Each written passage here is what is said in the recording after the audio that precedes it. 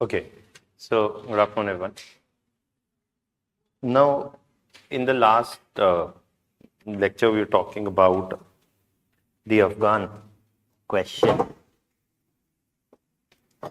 And talking about the Afghan question, I gave you a brief snapshot about why Afghanistan is important for India. And secondly, a brief historical overview of what has happened in Afghanistan since the mid of the Cold War to the post-Cold War era up till now, a broad view. Now, we talked about that how the Soviet withdrawal from Afghanistan was followed by a civil war kind of a situation where you had the Northern Alliance being supported by India and the Taliban being supported by Pakistan. And ultimately, it is the Taliban supported by Pakistan and the United States, which managed to capture power. Now, after 1996, soon followed by the Kandahar hijack and also by the 9/11 attacks, because of which the US position on Afghanistan underwent a certain amount of significant change. And you see that post 2001, USA started the offensive against the Taliban.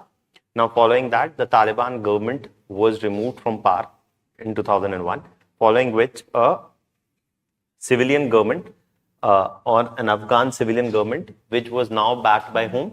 The United States, was put in place. Now, at different points of time, it was Hamid Karzai, then Ashraf Ghani, and their associated parties, which managed to establish their rule in Afghanistan. However, between 2002 to 2020, almost it is 18 to 20 years of rule of a civilian government in Afghanistan. But here is the context that you have to first understand, that while this civilian government was put in place in where? Afghanistan, it was always a very vulnerable government. Vulnerable why? Because firstly, whom? This civilian government in Afghanistan did not enjoy the support of whom? Pakistan. Did not enjoy the support of Pakistan, because to the mind of Pakistan or to the mind of the Pakistani strategic establishment, having Taliban as the major drivers of the Afghan government would offer them more strategic depth or control over Afghanistan and its policies. So rather than having a civilian government of Ashraf Ghani or Hamid Karzai or other members, they prefer to have a Pakistan-supported Taliban takeover of the Afghan government. Okay. So again, so here, what if you see, when I said ki earlier there was the Northern Alliance versus the Taliban rivalry in the 1990s. Now from 2002 to 20, it is largely a rivalry between the US-backed civilian government and whom? Taliban. But here is the matter of complication that often is a bit more difficult to understand, that the US-backed civilian government was installed in Afghanistan, but in the first time when the Taliban government came to power and the conflict or in the rivalry between the Northern Alliance and whom? And the Northern Alliance and the rivalry between Northern Alliance and Taliban. Taliban was enjoying the support of whom? Pakistan, but also of whom? US. But now, once USA switched sides, the US backed the civilian government, whereas the Taliban was being backed by Pakistan. And India was also backing whom? India welcomed actually the presence of a civilian government partly backed by the United States. But here is the complexity. Please understand, how does USA back the civilian government in Pakistan, in Afghanistan? By providing financial aid, by providing troops, meaning stationing US and NATO allies troops in Afghanistan. So by providing financial support, by stationing troops, and by providing arms and training to the Afghan army. Okay. Now, for doing all of this, of stationing American troops or troops of America and other European allies in Afghanistan, or sending in arms, how can US do so? Can USA send in troops and arms through Iran? No, because Iran has been under US sanctions. So they're not going to look towards Iran for providing aid and assistance or logistical supply to whom? The Afghan government. So, but naturally, if Iran is not going to be used, then the other option is whom? Pakistan. That doesn't mean that there is no other option. There is a third option as well. And what is that? The third option is Tajik or Turkmenistan. I will show you a map in some time. But technically speaking, it can be moved in through Central Asian countries as well. But technically, arms or troops can be moved in through Central Asian countries as well. Because you didn't ask me the question yesterday that I said India was providing support to the Northern Alliance in terms of arms and troops. How was India was providing support to the Northern Alliance in terms of arms and financial support? How was India doing so? India wasn't doing it through Iran. India wasn't doing it obviously through Pakistan. As I'll explain it to you, India was doing it largely through Tajikistan. As I'll tell you that India had managed to get a control of, I told you firstly, Ahmad Shah Massoud was a Tajik. Okay. He's an ethnic, he's from a Tajik origin, and India was moving in supplies through Tajikistan. Okay. And the Indian embassy in Tajikistan was providing financial support to arms, along with arms to whom? The Northern Alliance. So what you have to understand is that this is the, just one second. So what you have to understand is that for USA to have the opportunity to intervene in Afghanistan and maintain a constant support to the Afghan civilian government, they needed the logistical support of some of the important players in the region. And Iran is with US tensions, US-Iran tensions neglected or led to a negation of the possibility of USA working with whom? Iran for sending in supplies into Afghanistan. And so USA relied largely on whom? Pakistan. So here is the complex game that Pakistan has played craftily for 20 years. That on the one side, Pakistan provided support to US and US troops for entering into Afghanistan to fight whom? The Taliban. And on the other side, it also nurtured the Taliban. Okay, so this is the complexity of the situation that, and it is not that the US administration was not aware of what? US administration was unaware of the game that the Pakistani administration is playing. So while on the one side, Pakistan provided support to Taliban, on the other side, Pakistan also provided US logistical support to whom? Deploy troops and military assistance where? And military assistance in Afghanistan for a counter-Taliban offensive.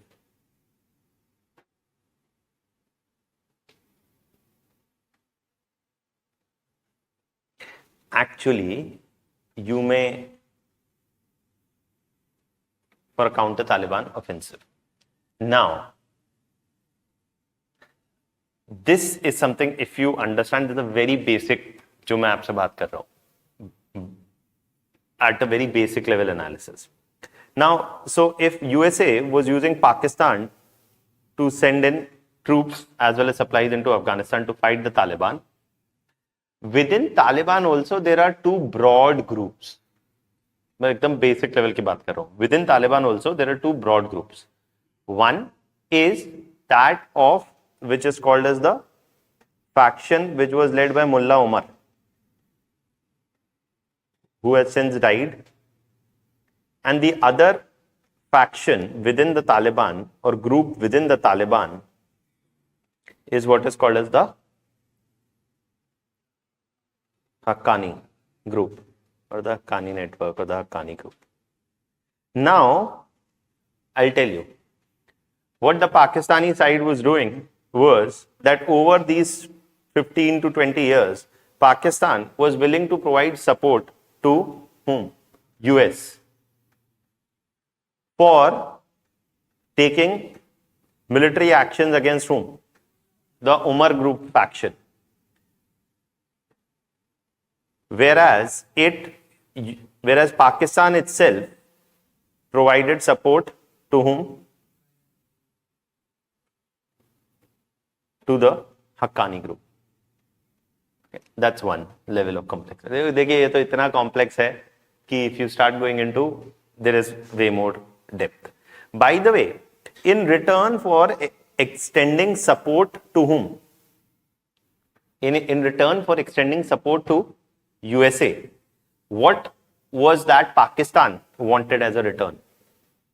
Pakistan wanted financial aid and support as well as military support in terms of arms supply for Pakistan. So, since 2002, USA has constantly supplied financial aid for developmental activities to whom? Pakistan.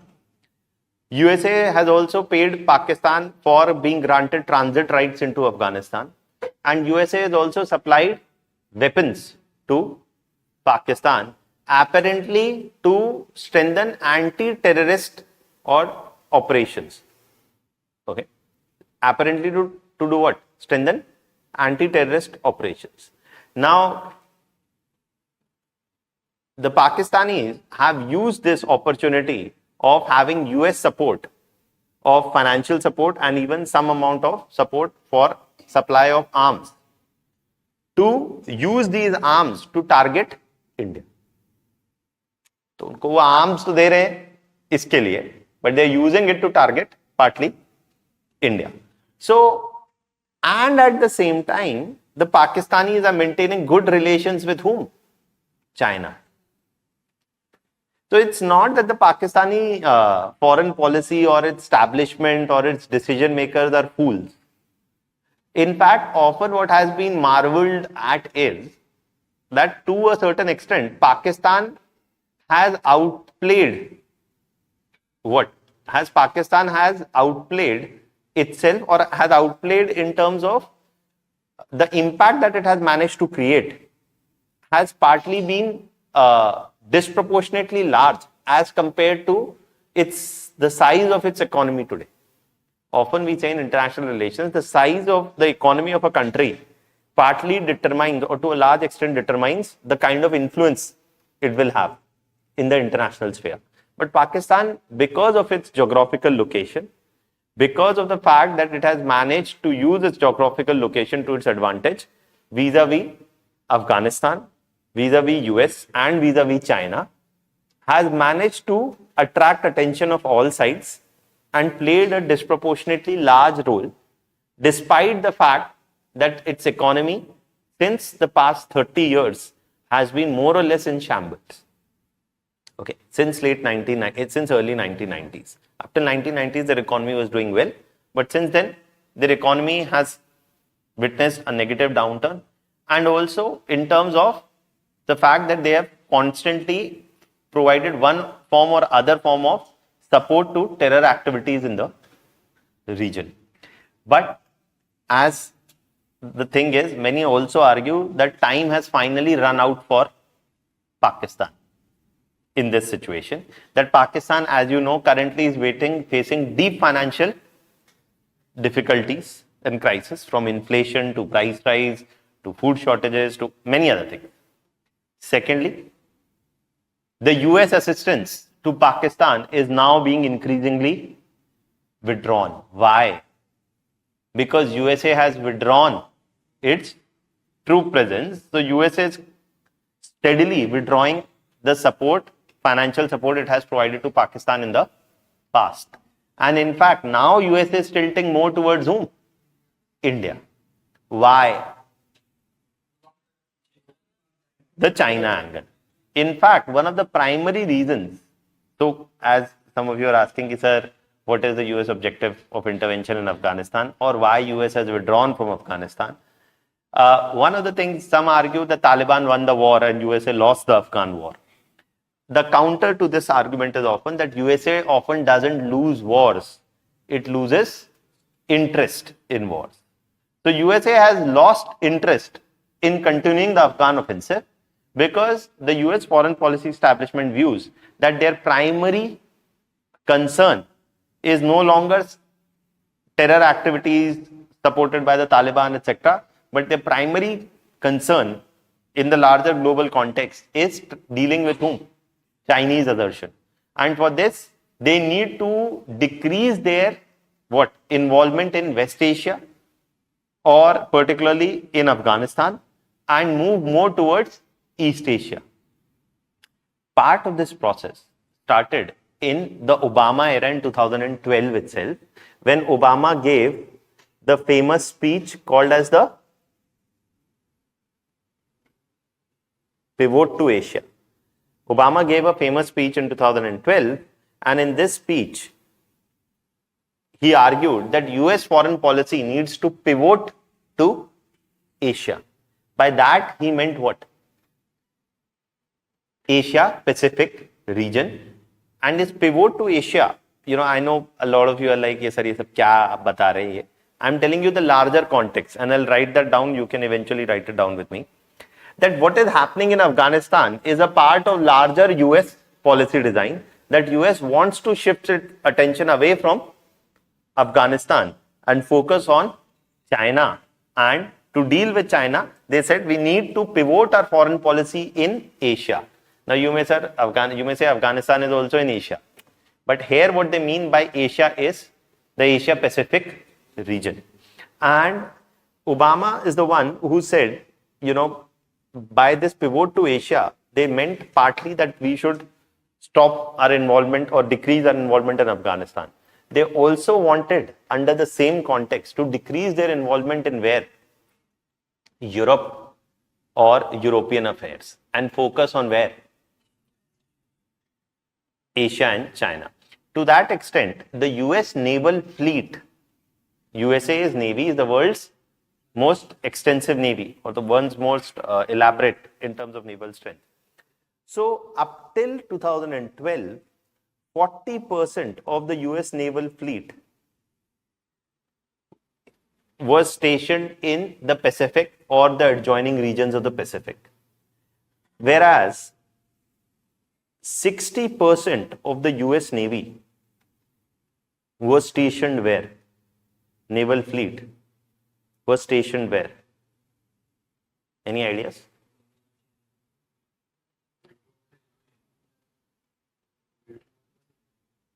The Atlantic and the Mediterranean.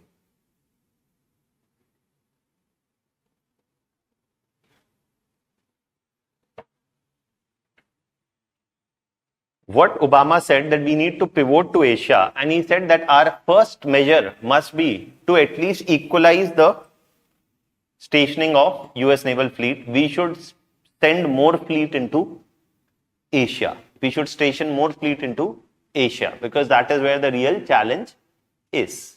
So you see, that's one thing. That was one thing that started in the Obama era. Since then, the Trump administration talked about removing US troops and bringing the troops back home. It was also emphasized that this is USA's most expensive war and that USA is nowhere close to winning the war. Why? Because the Taliban will sooner or later come back to take control of power, because the civilian government in Afghanistan is always in a very fragile situation, because Taliban receives constant funding support from whom? Pakistan. And that is something that USA has been unable to stop. What?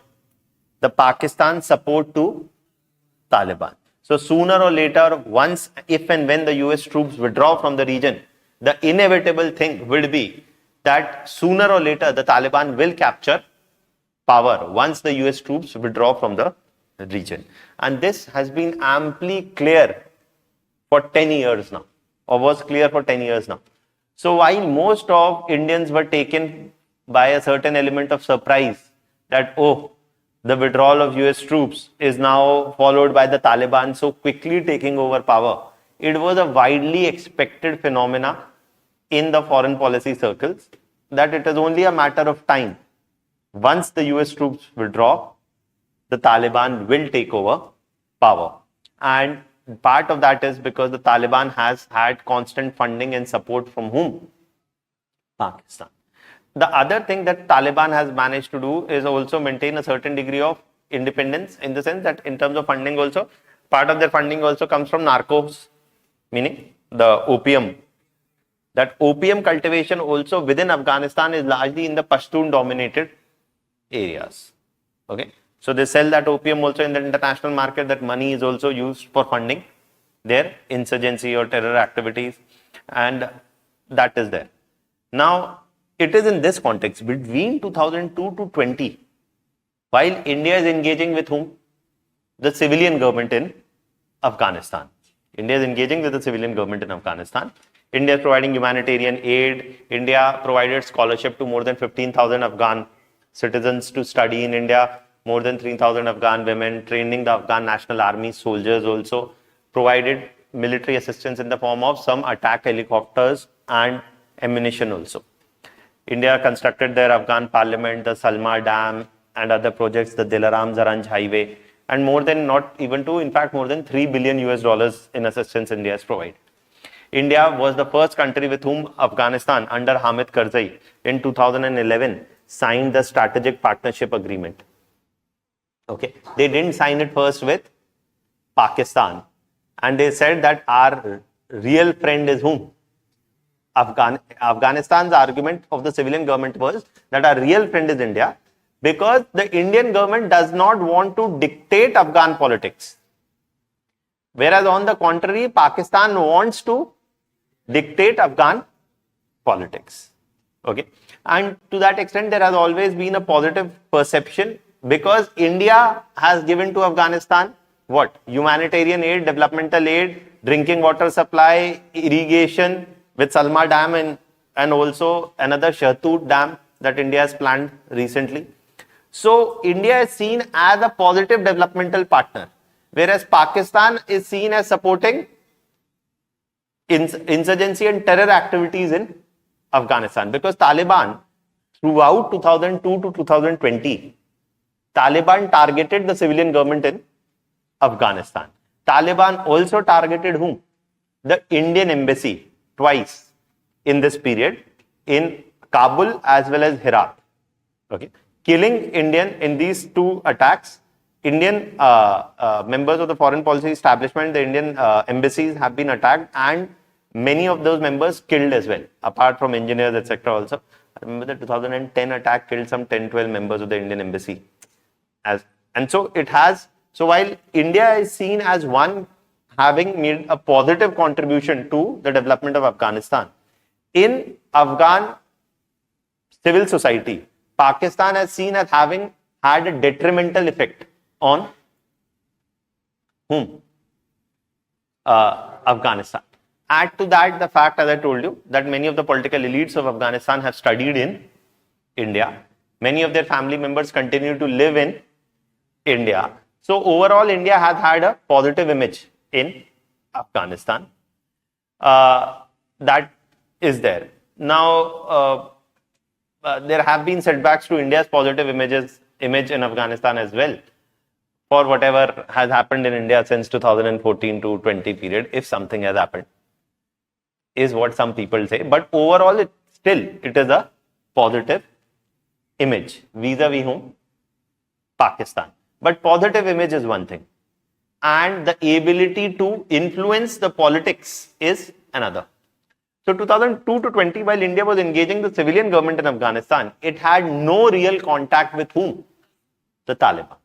It had no real diplomatic contact with whom? The Taliban. In fact, India had designated Taliban as a terror group, partly for providing support to whom? Partly for providing support to the Kandahar hijack, and secondly also for as USA had declared whom? Taliban as a terror group. So, and India said we do not talk to terrorists. But by 2020, the winds had changed. USA said, "Arey, Taliban is no longer terror group." USA started talking to Taliban. In fact, Taliban opened its own embassy in Qatar, in Doha. And USA started talking to the Taliban representatives. It is at this time that India also said we should also start doing some talking to the Taliban. But here is the point. The moment the Indian establishment showed a certain degree of pragmatism to start talking to the Taliban, it was obviously at least 20 years late as compared to Pakistan.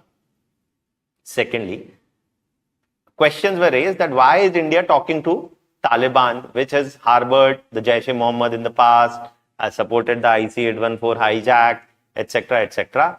So why is India talking to a terrorist organizations? Because in Jammu and Kashmir, a number of militant organizations, the government has taken a strict stand of not engaging in talks with them because we do not talk to terrorists. But now India is talking not at a direct level, but indirectly through diplomatic channels to Taliban. More so, on Taliban's request, India has also provided humanitarian aid since the Taliban takeover. India has provided vaccines also. India has also provided now food supplies to Afghanistan after the takeover of Taliban, including medical supplies as well. So it is in this context, there is a clear recognition in India that it doesn't want to remain in a situation where the whole world is talking to the Taliban, meaning the primary actors in the region are talking to the Taliban, but India doesn't talk to the Taliban. And that is a certain degree of pragmatism India has shown. So this is the context of whatever has happened in 20 years. तो इतनी जल्दी में इतना ही बताया जा सकता है और इतना ही एग्जाम के लिए रेलेवेंट है. अब लिखना क्या है और एग्जाम में क्या पूछा जाएगा, that we'll discuss. But is this much clear? Somebody wanted to ask a question. Yes. Yeah. When you see that US was routing it through Pakistan, or had the option of Kazakhstan as well. I mean, why do they need a medium? Why?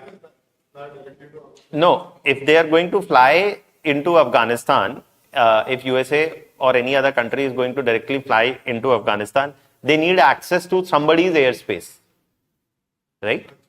So you need access to somebody's airspace, and somebody must be willing to provide you the airspace. For example, Pakistan denies India airspace. Indian aircrafts don't go into Afghanistan through Pakistan airspace, they go in through Iran's airspace. Okay, so that's the context. And also please understand that when it comes to small supplies or a small period of supplies, you can do it through airspace. But when you have to move in large amount of troops as well as ammunition, you cannot merely rely on air access. You need constant land access as well. So that's the reason. Yes.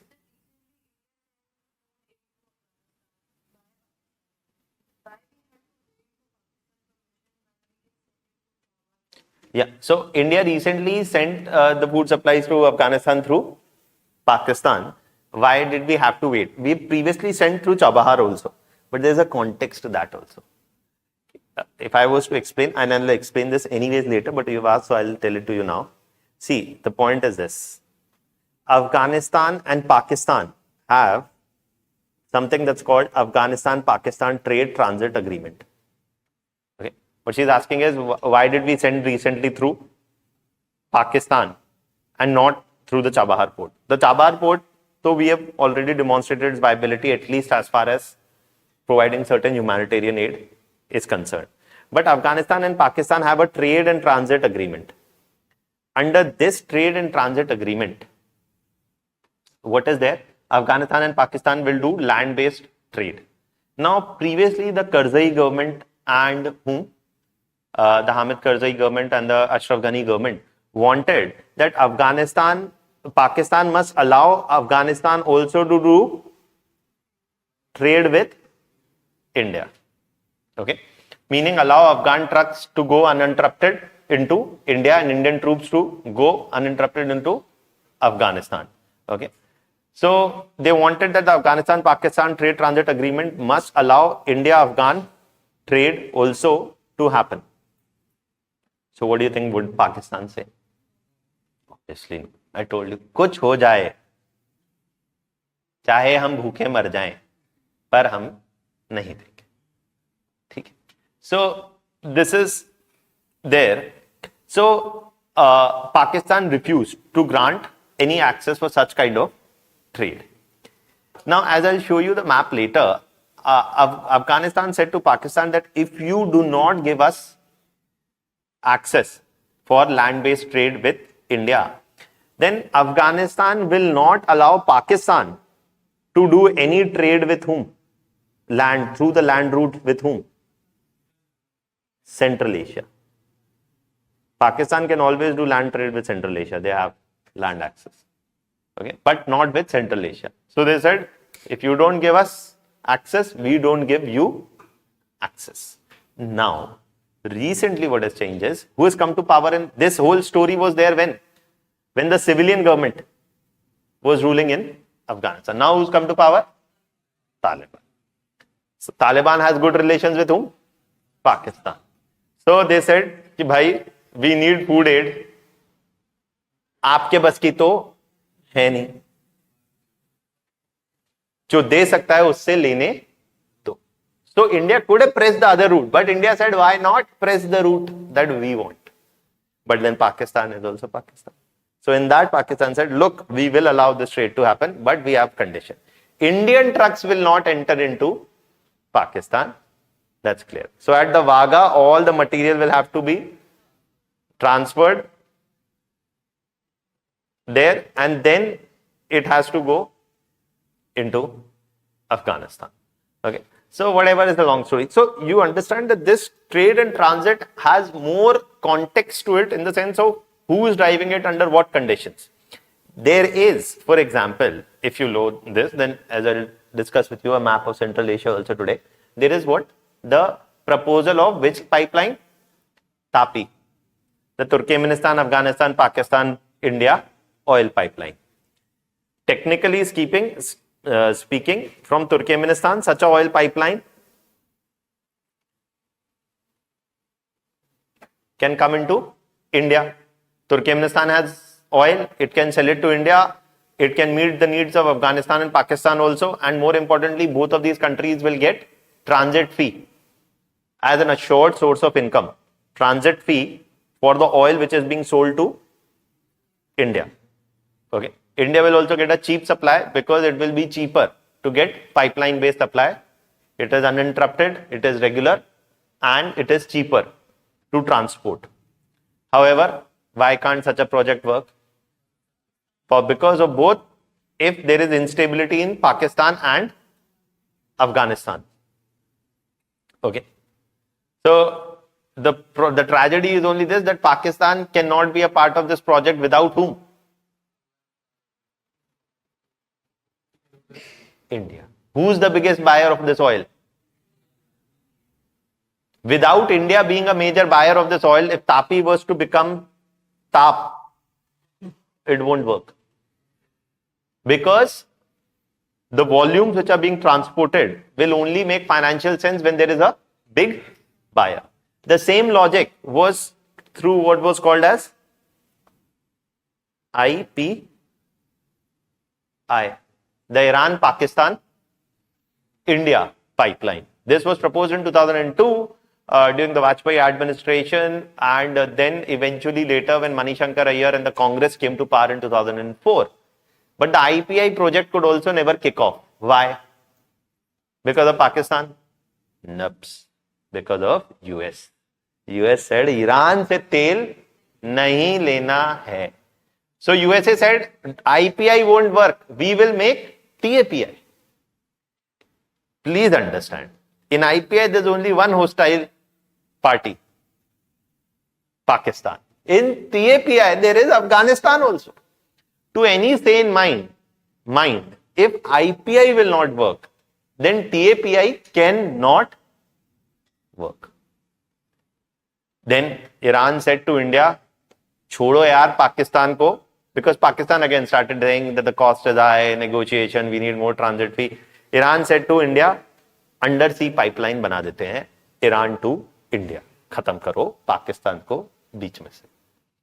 The project did not work. Why? Because of US sanctions. Then Pakistan's like, we will build the pipeline. Iran and Pakistan. And Iran Pakistan pipeline, they said IPI नहीं बस IP रहने दो. ये पूरा सब हो चुका है since 2002. Iran said okay, we'll do it. Iran constructed its part of the pipeline up till the border with Pakistan. वो rest उनको बनाना था, उन्होंने कभी बनाई नहीं. Iran has since then demanded damages from Pakistan. एकदम sorted है, you know. So you see, this is the politics. You know why these pipelines are important. If they materialize, it's a great move for India. Because if such a pipeline ever materializes, all the parties involved in the project will have reasons to maintain what? Peace or a certain degree of stability in the region. Again, coming back to the same logic, if goods don't cross borders, guns will, right? So if you have deeper economic linkages, it is going to benefit all, except for those who want war, right? So that is there. Now, this is that context of the broad aspect. आप लोग एक तो पूछ लीजिए, फिर एक बार लिख लेते हैं, फिर we'll discuss further. जी, बताइए.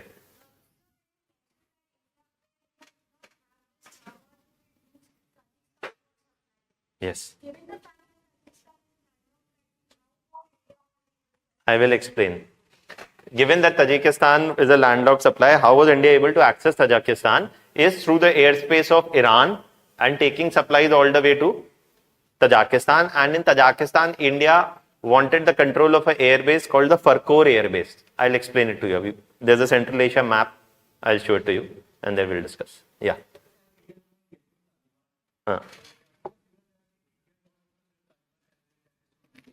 India is not. देखिए ये सब तो rhetoric है, मैं बार बार बोलता हूँ. You know, if India is engaging Taliban today, can we say that India doesn't consider Taliban as a terror organization? See, please understand that the formal position of the government of India is yet to change.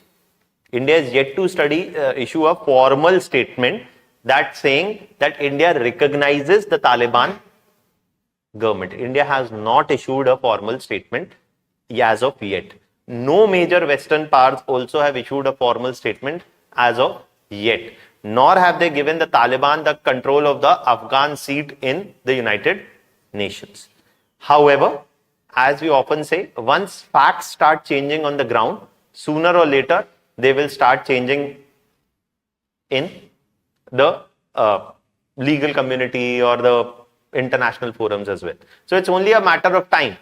But it is quite much understandable that the Americans won't give it very easy to the Taliban. In return for the international recognition, lifting up the sanctions on the new Taliban government, they will demand certain or other concrete assurances that we'll talk about. Okay, so it's not key. So what they've done is that even though the Taliban has come to power, USA has imposed sanctions on Taliban. And also all the foreign reserves of Afghanistan have been freezed. So to that extent, they are practically cut off from the international economic market. And in return for allowing them an entry into this, sooner or later, there will be concrete assurances demanded from whom? The Taliban government. US has demanded one concrete assurance first, that US or its allies will not be targeted. By whom? The Taliban. Taliban said yes, will not target. कहा तो बहुत कुछ चाहता है, कोई जरूरी नहीं है कि वो हो in the future. So that is there. So you can write down first.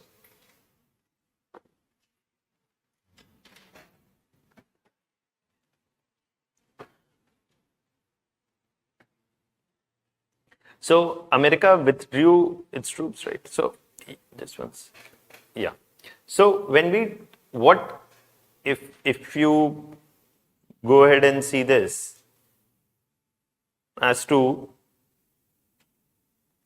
so I've explained to you the historical context also. Now, what about India's interventions and the implications of US withdrawal from Afghanistan?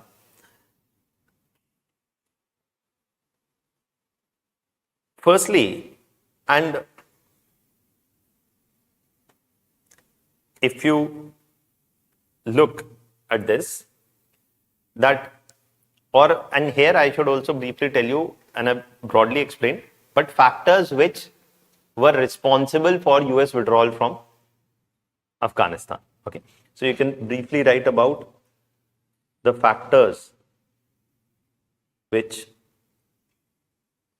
the handout for this and the Central Asia map you will get not today, but the soft copy will be uploaded today, and the hard copy you will get it on next class.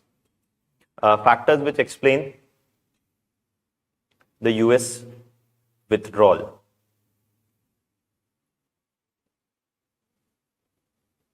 From Afghanistan. Here, since you can write down, since the pivot to, जैसे मैं लिख रहा हूं वैसे ही लिख लीजिए बस points में, since the pivot to Asia speech of the Obama administration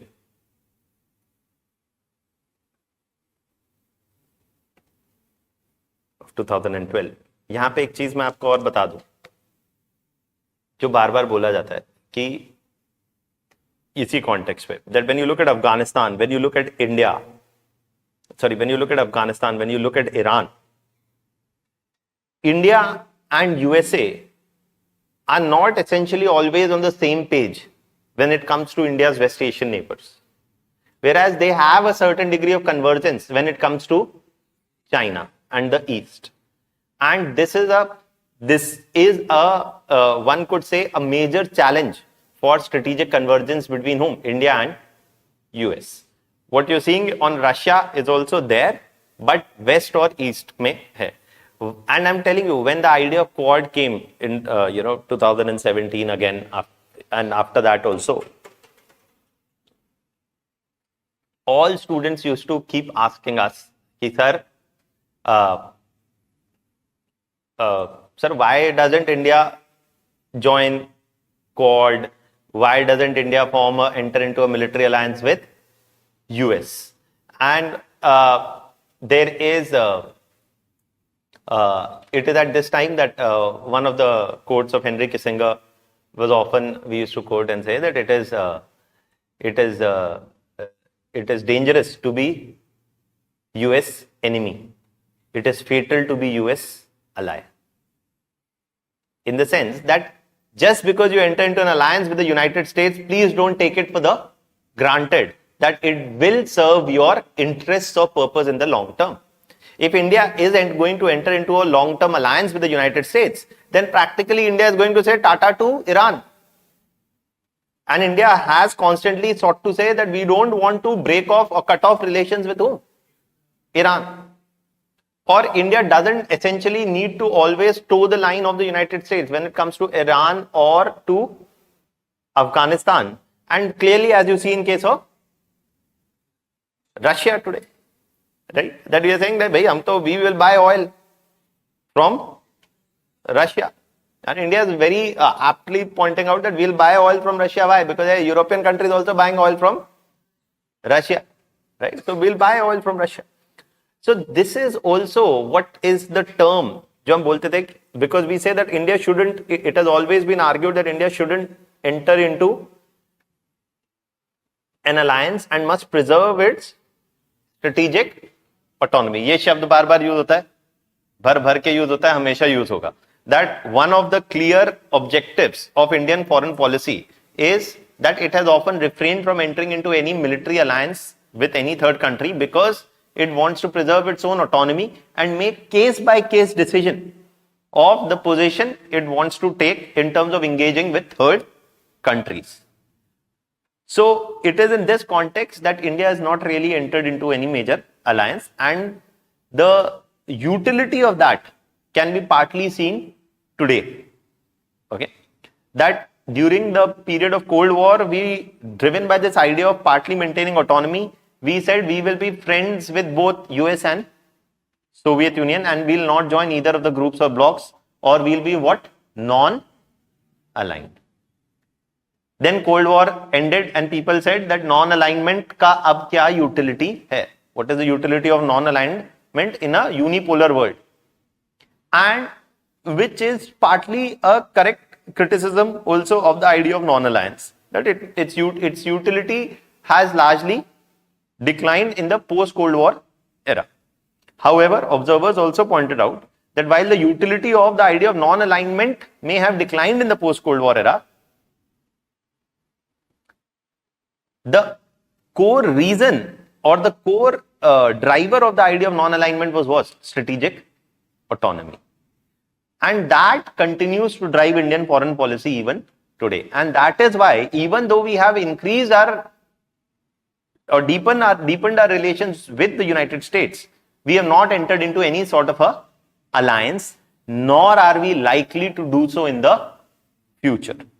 We may have cooperation on a case-by-case basis, but not a formal alliance with any of these partners. Okay, please understand and strongly understand, India will not enter into alliance with USS. Ukraine wanted to join NATO. It triggered off whom? Russia.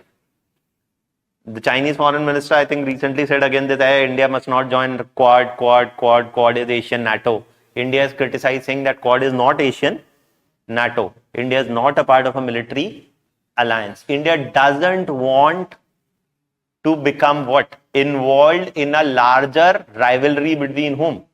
US and China. Please understand, US and China are rivals. India is a feasible player, but what we call is, it is at best a middle power. It is not a great power. You're like, sir, how can you say, you bloody anti-national, India is not a great power? I'm saying हमारे दिल में है, लेकिन अभी हम जेब से वहां नहीं पहुंचे. पहुंच जाएंगे. Under the able leadership of able leaders today, India will become great power. But as of now, we are not a great power, because in economic and military terms, USA and China are perhaps each other's key rivals at this time. USA is the established power with some $16 trillion. China with some $13 trillion. But economy is not the only measure. Let me also say, economy is a significant part of the measure, but not the only measure. Case in point is which country? Russia. Russia's economy is not even $3 trillion right now. It is $2 trillion, something around. But Russia has what? Yes, Russia has significant advances in military and technological spheres, to the extent that Russia meets its own military needs on its own. In context of whom? In comparison to whom? India. India imports more than 70% of its defense platforms, right?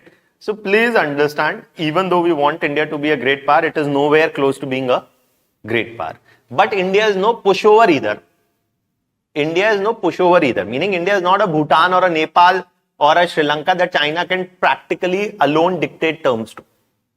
Okay, so that is why I am not saying India is a small power or an insignificant power. It is a middle power. ये terms use किए जाते हैं, आप पढ़ेंगे कभी भी articles, editorials. So I'm explaining that context.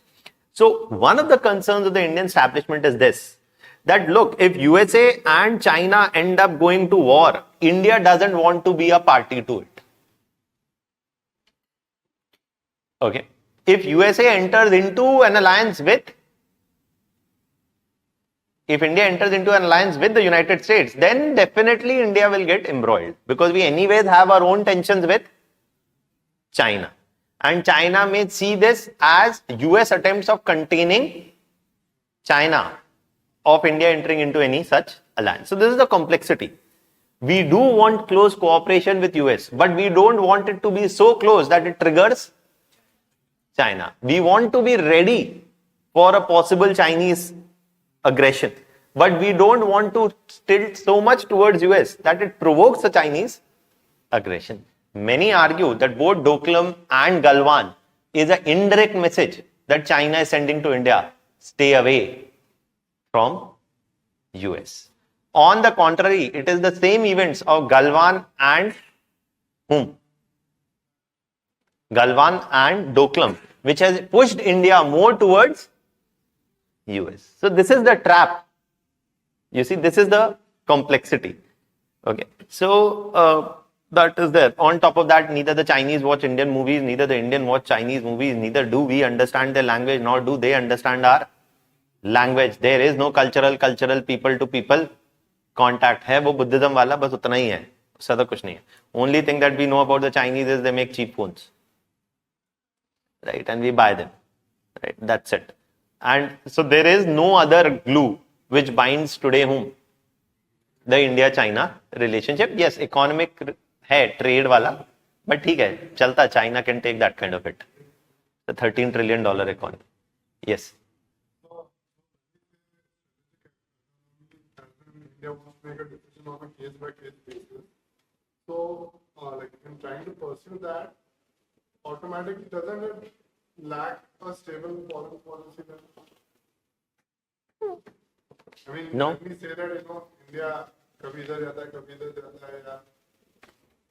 Stability, what he is asking is, sir, by not entering into any of alliances, isn't Indian foreign policy lacking stability? No, but trying to not commit or trying to hold our cards to ourselves.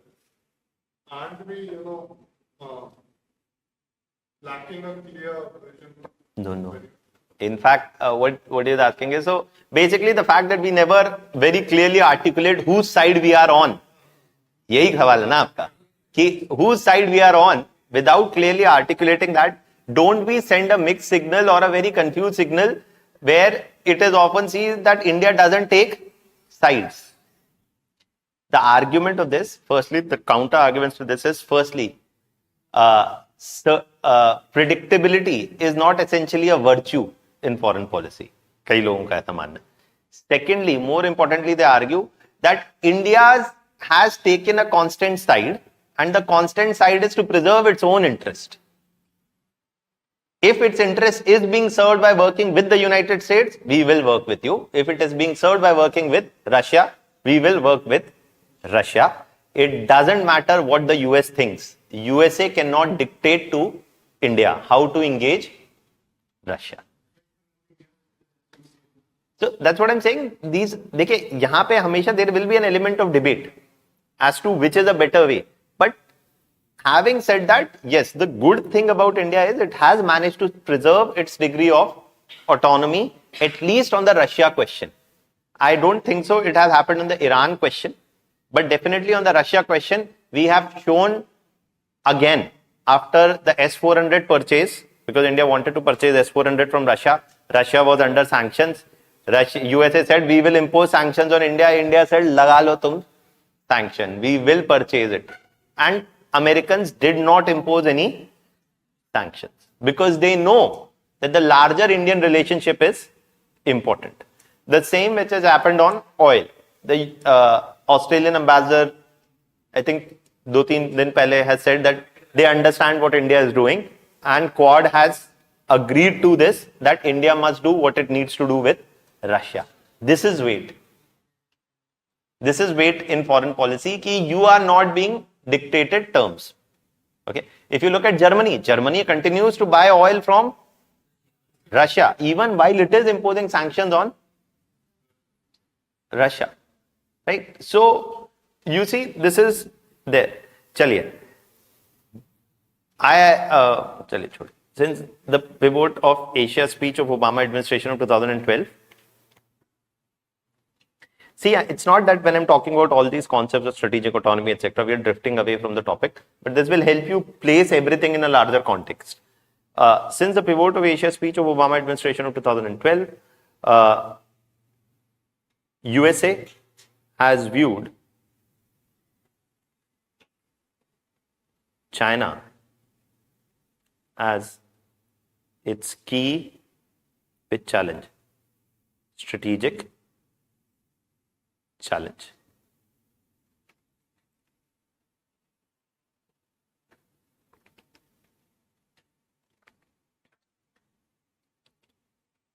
and has thus sought to disengage itself from prolonged ongoing conflicts in West Asia, for example, Iraq,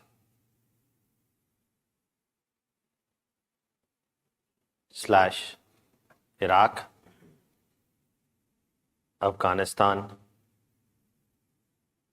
etc. ठीक है?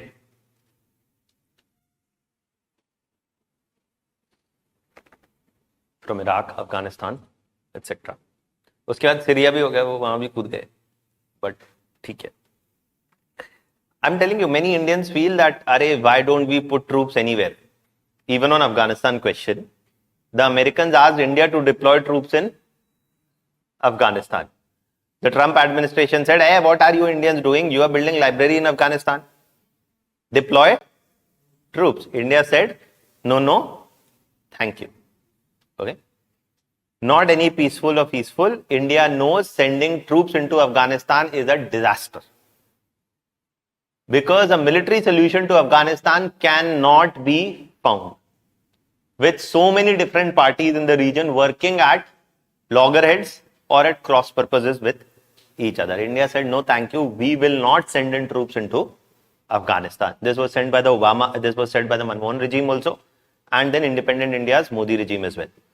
So both of them said a clear no to sending troops. And this is a very wise thing to do. Sending troops into Afghanistan is getting into a war that you are very sure you're not going to win. The experience of this partly also comes from a more simpler area where India did send in troops. And what was that? Sri Lanka, the LTTE conflict, where at least we had direct land access and sea access, which is not the case in Afghanistan. So that's there. Chaliye. Now, the other point, so the other reason is that the prolonged US intervention,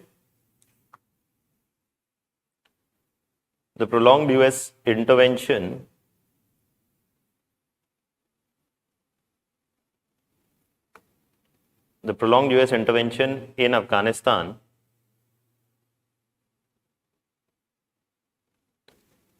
which had lasted,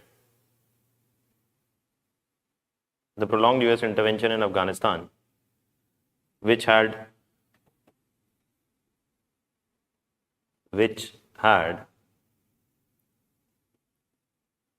already, the prolonged US administration intervention in Afghanistan, which had already costed more than $1 trillion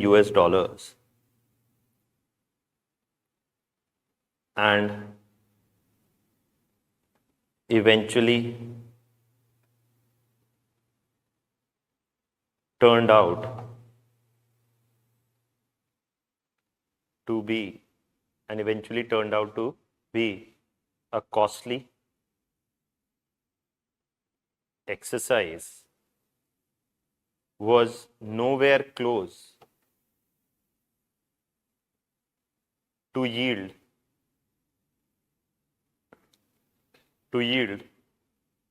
the desired objective. What was the desired objective? To establish a stable civilian government in Afghanistan. Okay. That is, was nowhere close to yield a desirable objective. That is, to establish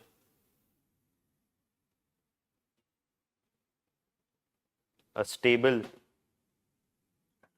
civilian government in where? Afghanistan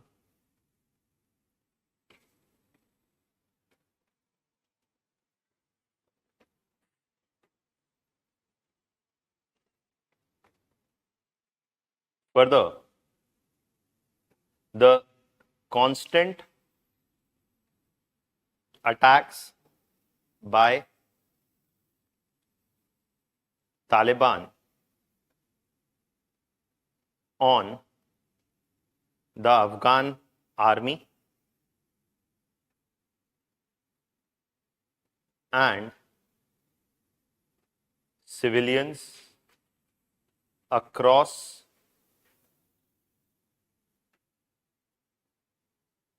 major urban centers demonstrated what? Demonstrated the fragility or demonstrated the fragile hold of the Afghan civilian government over its domestic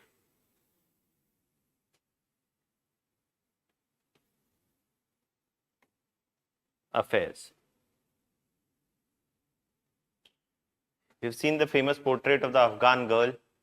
देखा होगा आपने एक image, है ना? Google कर लीजिएगा. That a New York Times or some Times reporter took that in 1989 of a famous Afghan girl who later went on to become extremely famous because of that picture. And then 20 years later, 30 years later, now also, after the US withdrawal, again managed to get hold of the same girl and took her picture. And then narrated the life of how Afghan civilians have witnessed the bore the brunt of what? This 30-year of fighting and all of this. So that's there. Now, factors which have explained the US withdrawal from Afghanistan, the prolonged intervention was not going anywhere, and the pivot to Asia also meant that they wanted to divert their energies towards the Asia Pacific region. Now, what it has meant for the players, or more importantly, what are its implications for whom? India. The implications for India are not that difficult to understand. As you would have already understood by now, that the coming of Taliban to power in Afghanistan is not good news for India. Because of what reasons? Because India has in the past not engaged with the Taliban, or does not have very strong diplomatic channels with whom? The Taliban. Okay. देखिए उसके बाद से तालिबान बोला India को कि आ जाओ तुम वापस. सबसे पहले some of India was wise enough to close its embassies and in Afghanistan and evacuate Indian embassy workers and workers from Afghanistan in a timely manner. Something that did not happen in the case of Ukraine. But okay, at least even there it happened. But in Afghanistan, we understood the risks involved very clearly and did a timely withdrawal. But since then, the Taliban Afghan government has said that it is willing to establish diplomatic relations with India. India can send back its, India can reopen its embassy, etc. By the way, the Chinese never closed their embassy there in the recent context. USA closed, others closed, Chinese did not close, India closed. So they said, you Indians can come back, we want diplomatic relations with India, etc., but India is taking its own time. But implications for India is this, that, as I said, that the Taliban-led government coming to power in Afghanistan has raised concerns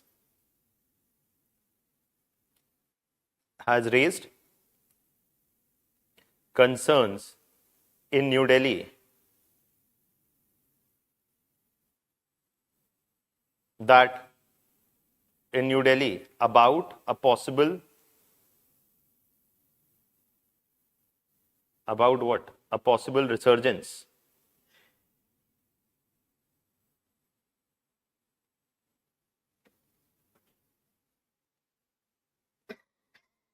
about a possible resurgence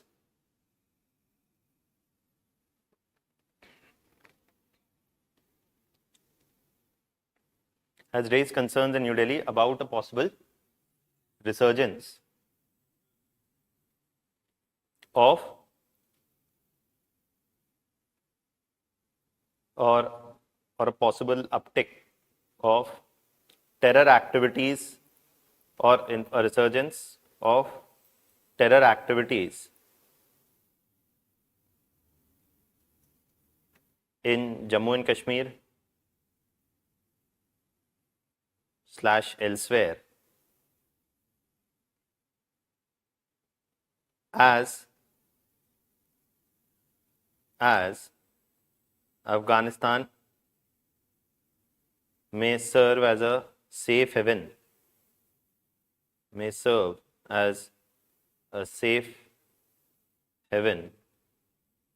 for Pakistan sponsored terror groups.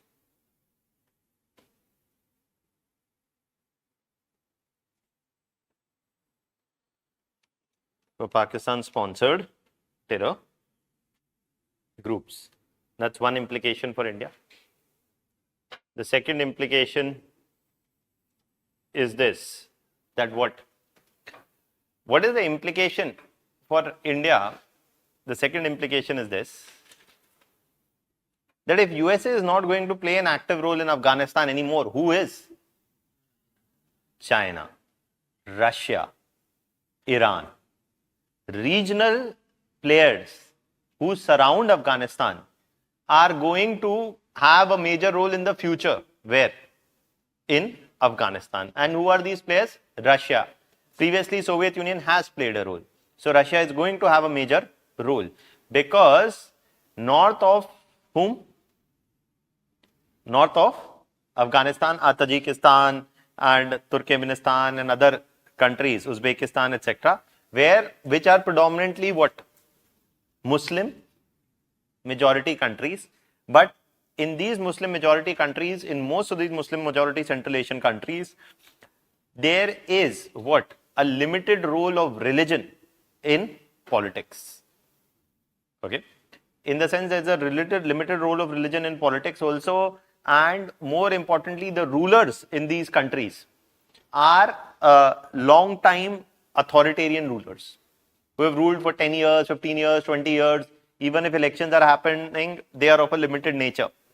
There is a very strong possibility that Afghanistan may serve as a safe haven for terror groups, or if not terror groups, insurgent groups targeting Central Asian countries also. And so Central Asian countries are also very nervous. And so these Central Asian countries will play some role, but predominantly who? Russia will play an important role. Secondly, who? China. And thirdly, who? Iran. Apart from whom? Pakistan. All of them who have a direct or indirect border with whom? Afghanistan. They will play an important role in the post-US withdrawal Afghan affairs. Now, can India work closely with China on Afghanistan? It is not going to happen. China works closely with whom? Pakistan. And even in their access to Taliban, China has worked closely with Pakistan. Okay. It is unlikely that India and China can work together on which question? Afghan question. लेकिन ऐसा नहीं है कि कभी इस बारे में बात नहीं हुई थी कि India and China can work together on Afghan question. Much before Doklam in 2016, before Doklam and the Galwan episode, China made the proposal and India said, yes, we can do that. India and China can cooperate on development in Afghanistan. But वो बात बहुत पुरानी हो गई because of the larger picture. So it is unlikely that India and China can work together in Afghanistan. to protect India's interests in Afghanistan. Thus, India cannot really work with China. Then who was left? Russia and Iran. Russia and Iran. US has good relations with Russia or Iran. This is the complexity. That if we have to engage with the Afghan government, Iran is going to definitely engage with Afghanistan and the Taliban government in Afghanistan. Though in the past, Iran has not engaged the Taliban. Iranian government is largely a Shia-led government, whereas the Taliban is largely a Sunni-led government. And in the past, Taliban has targeted Shias, both within Afghanistan and beyond it. But now they are ready to work with Iran. So we have to work with whom? Implication for India is what? We have to work with whom? Iran and Russia on having certain access to the Taliban government in Afghanistan and protecting Indian interests in Afghanistan. That is the second major implication for India. The China relationship isn't going anywhere, so it's unlikely that we are going to work with China.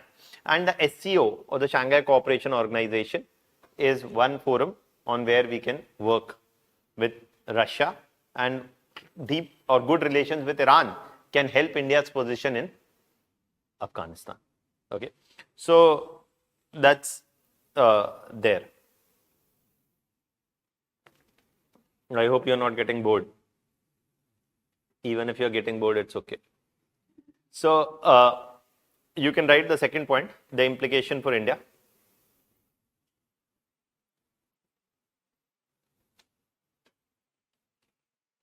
देखिए, आप यही चीज खुद पढ़ेंगे तो आपको जितनी जगह ढूंढना पड़ेगा वो सबसे एक ही जगह है, इतना, और जो the notes that I am giving you उतना आप कर लीजिए, इससे ज्यादा नहीं आएगा एग्जाम में. और अगर आ रहा है, वैसे आएगा ही नहीं क्योंकि मैंने तो देखा ही नहीं आते हुए, और उससे ज्यादा आप नहीं भी इसलिए भी मत पढ़िए because I am telling you, polity, history, geography, economy, environment, ये हैं आपके पिलर्स. ये कहते हैं ना मार्क्स की भाषा में, ये है आपके बेस, और इसके ऊपर है super structure. This is the foundation of your UPSC preparation. ये आईआर, सिक्योरिटी, है ना, डिजास्टर मैनेजमेंट, ये सब are aesthetically good enough to have superficial knowledge. इससे काम हो जाएगा. And definitely yes, ethics as well. ये क्रक्स है आपकी प्रिपरेशन का. आपको पता होना चाहिए कहाँ कुछ पढ़ना है, बुक पढ़ना है या कुछ पढ़ना है. ये सब, ये disaster management, social issues, science and tech, है ना. ऐसे मैं ये नहीं बोल रहा हूं कि, और इसमें भी जैसे फॉर एग्जांपल हिस्ट्री में वर्ल्ड हिस्ट्री, है ना, ये सब को आप इधर ही रखिए, जिनके लिए कोई किताब पढ़ने की जरूरत नहीं है. मेडिवल में भी बुक पढ़ने की जरूरत नहीं है. क्वेश्चन जो क्लास नोट से हो जाएगा. तो you have to be wise enough to know कहां बुक पढ़ना है, कहां नहीं पढ़ना है. ओके, तो ये बेस है, बेस पे फोकस रखिए rather than the other side. Okay, write down that with US withdrawal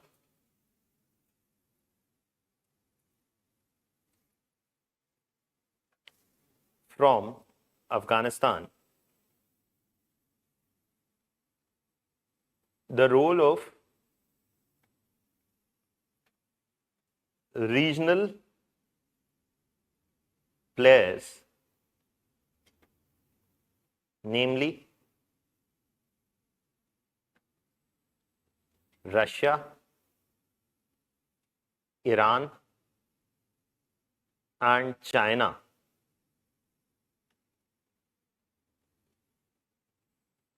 will become prominent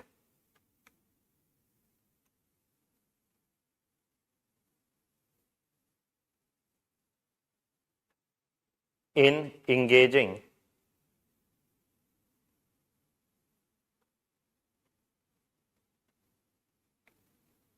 the new Afghan government under whom?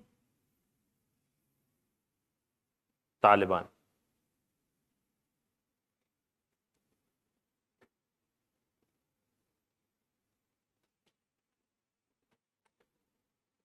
While India has shown pragmatism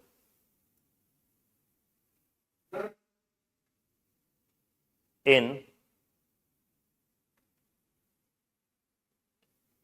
opening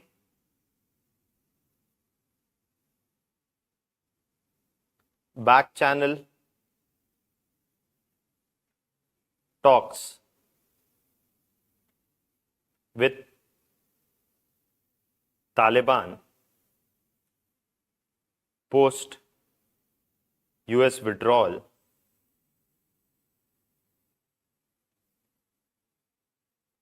it will need to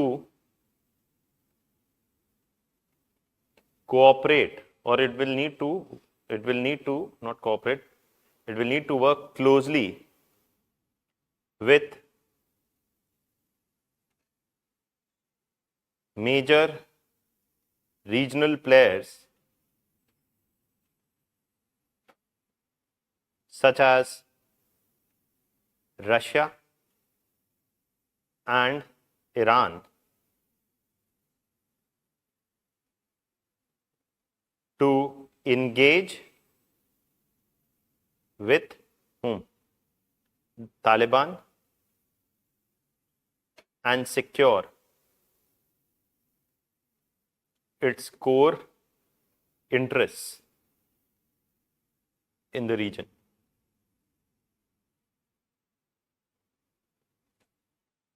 And secure its core interests in the region. Further, utilizing forums like SCO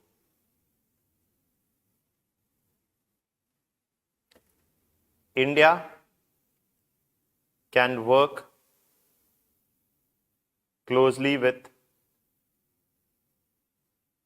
Russia and other Central Asian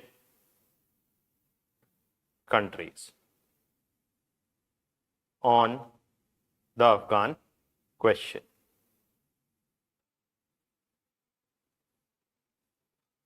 However,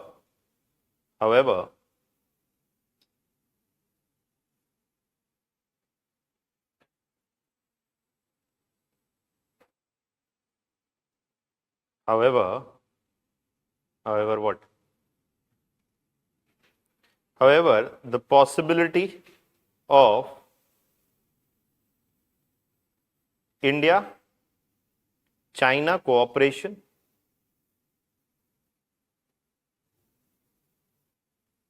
on Afghan question is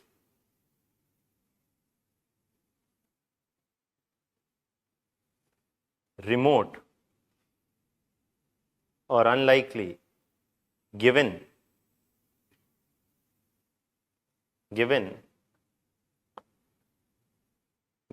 the China Pakistan proximity and the larger tensions in the India-China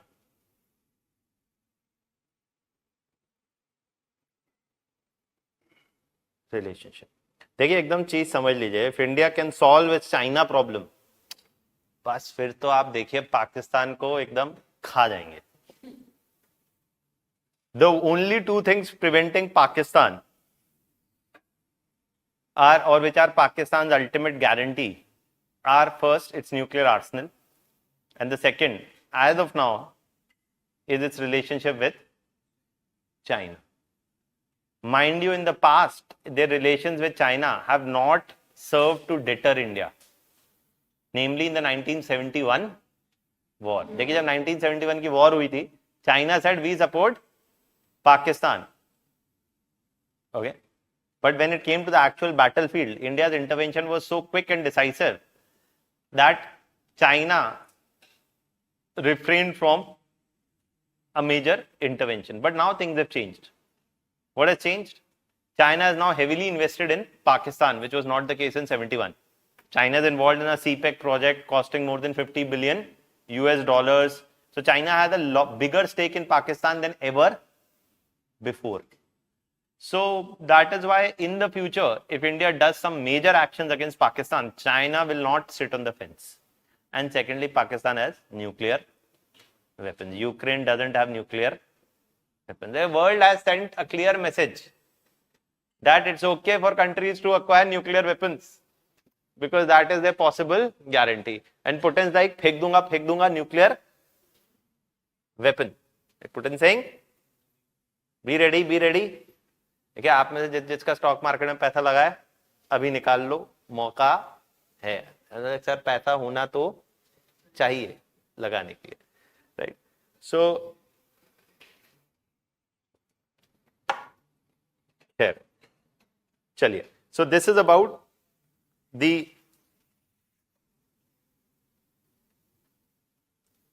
देखिए मैं बताता हूं आपको. मैं जब this is like 2 years ago. 2 years ago, क्या 1.5 years ago. He was like, so you are not investing in mutual fund. Mutual fund is giving so high return. Mutual fund.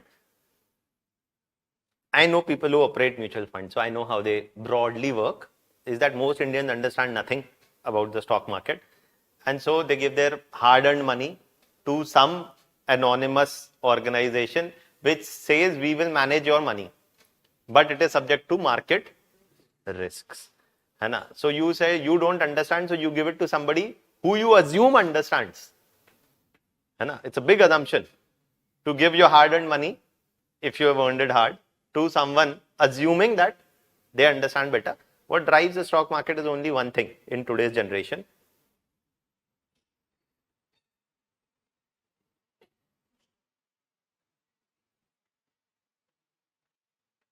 Fear of missing out and greed. इससे बड़ा driver चाहिए ही नहीं stock market के. If you have noticed, in the recent 6 months, FIIs have pulled out a lot of money out of India.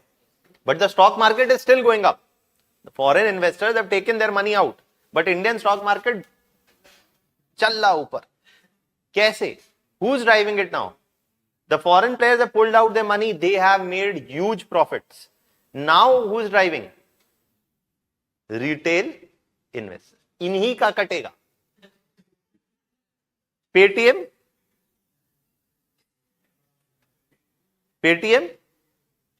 Zomato, अभी इसके बाद देखते चलिए नायका, ये सब देखते चलिए क्या होता है. In all of this time when they come, they do super marketing while announcing their stocks. Everybody, retail investors, like, you watch news channel, TV channel, oh, it's a great stock, it will go up, ले लो. If you don't buy it today, tomorrow it will become double and you will lose out. Fear of missing out. Secondly, greed. बैठे बैठे पैसा बढ़ रहा है, बाबू भैया आज लगाओ 15 दिन बाद double. This is greed. These two are things that are driving the stock market. इसमें से देखिए ऐसी कोई प्रकार की स्कीम नहीं है दुनिया में जिसमें आप पैसा डालें आज और कल या परसों या 1 साल में हो जाए डबल. ऐसा कुछ नहीं होने वाला है फॉर रिटेल इन्वेस्टर्स. ये जो 1-1, 2-2 लाख, 3 लाख, 5 लाख, 10 लाख, 20 लाख, 50 लाख लगाने वाले हैं, ये सब हैं फुटकर रिटेल, है ना. ये कुछ नहीं है. ये आप ना करें, ये मैं बहुत साल से बोल रहा हूं पर लोग सुनते नहीं है. सर आपको नहीं पता तो आप you are discouraging us, but यही है सत्य. इन 2019 end 20, I bought gold. People were buying, I bought RBI gold bond and wo. I bought it at a rate of 38,000. I was very late. People bought it at 33,000 also. Today it is 54, 55. It will still come down again after the tensions go down. It will still hover around 48,000. 48,000 on 38,000 it's still 15% returns in 2 years and gold नहीं डूबेगा. ठीक है. लेकिन लोग बोलते हैं sir gold doesn't give good returns. है ना. ये भाई क्या ग्रीड. आपको चाहिए भाई साल भर में पैसा. ऐसा होना ही नहीं है. ऐसा नहीं हो सकता. So advise your parents, advise anybody who thinks investing that I'll get 100% returns. Please don't do it. It's your hard-earned money. Blue chip mutual funds you can invest where somebody is saying 10-15% return. जो आपको बोले sir 30% return दूंगा, अपना पैसा रख लो वापस लेके. Possible नहीं है. ठीक है. तो be financially literate. I am telling you, you as UPSC aspirants, when you study and develop critical thinking ability, you should at least be able to make wise decisions of what is wrong. Is cannot happen just because any film star, individual, नेता, अभिनेता says कि क्या कर रहे हो, अपना time आएगा. I remember I was watching cricket matches, तो क्रिकेट मैच में बिटकॉइन के ऐड आ रहे बस. अपना टाइम आएगा, बाय बिटकॉइन. उनका टाइम आ रहा है जो ऐड कर रहे हैं बस. ठीक है. So please be a wise investor. Crypto is not regulated in India, है ना. जो रेगुलेटेड ही नहीं है वो तो मेरा सुझाव है don't take unnecessary risks. But आपको अगर कि नहीं, अगर ये है, there is also one concept is called asymmetric risk. वो ले सकते हैं लेकिन उसको लेने के लिए दिल बड़ा होना चाहिए. And when you should have a lot of money, तो you give 5% for taking crazy risk. But आपका हार्ड अर्न मनी है, आपने सब उठा के लगा दिया, तो not a very wise thing. खैर, so this is the implications for India. Sorry for the digression. Then, if this much is clear, what is the way forward? Also, so partly the way forward is what? This, engaging with like-minded partners over the Afghan question. The other aspect of the way forward is India must continue its long-term engagement with whom? Afghanistan, and must not give up thinking that India has lost ground. Many people say India has lost ground in Afghanistan because we had to close down our embassy. Okay. And ultimately Pakistan has won on the Afghan question.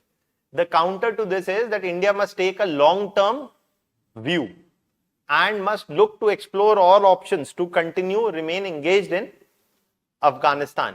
And it is possible that over time things may change, and when the change happens we must be present there to make the most of the opportunity. Meaning what? It is possible in the future that some regional players may come to an understanding either with the Taliban, and Taliban 2.0 may also want to break out of the control of whom?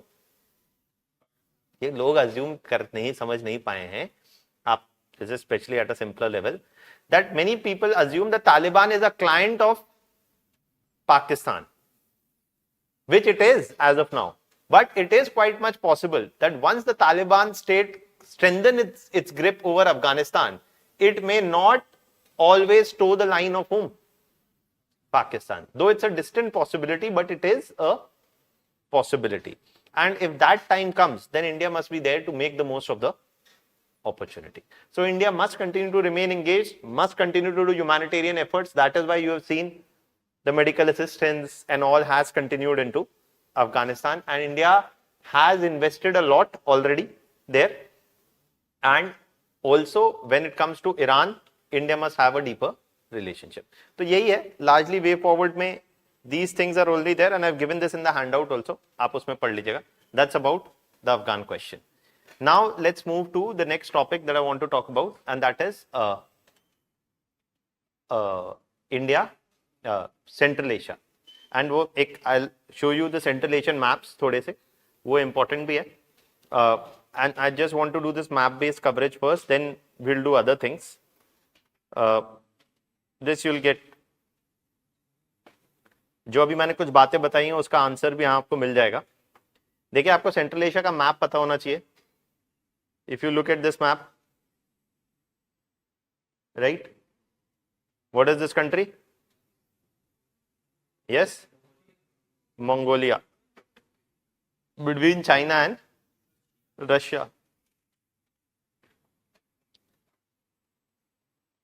ये क्या है?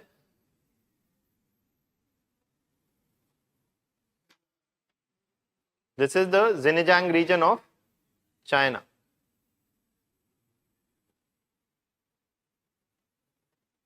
Which region? The Xinjiang region of China.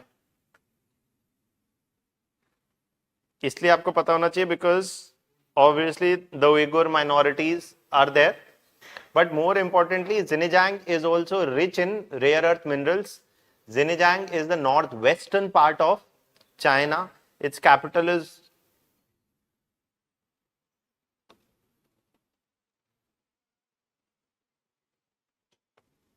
and this is Kazakhstan, Uzbekistan, Kyrgyzstan, Tajikistan and Turkmenistan. तो आपको पहले बात prelims के लिए क्या पता होना चाहिए? Let me show you the other map which is a better map. ये सीधा सीधा क्वेश्चन आएगा. East to west you have to arrange capitals. ठीक है, तो आपको पता तो होना चाहिए सर कौन कौन किसका कैपिटल है. And more importantly this is Kazakhstan, this is Uzbekistan, this is Turkmenistan. तो एक तो आपको कैपिटल्स पता होने चाहिए. All these stars which are there,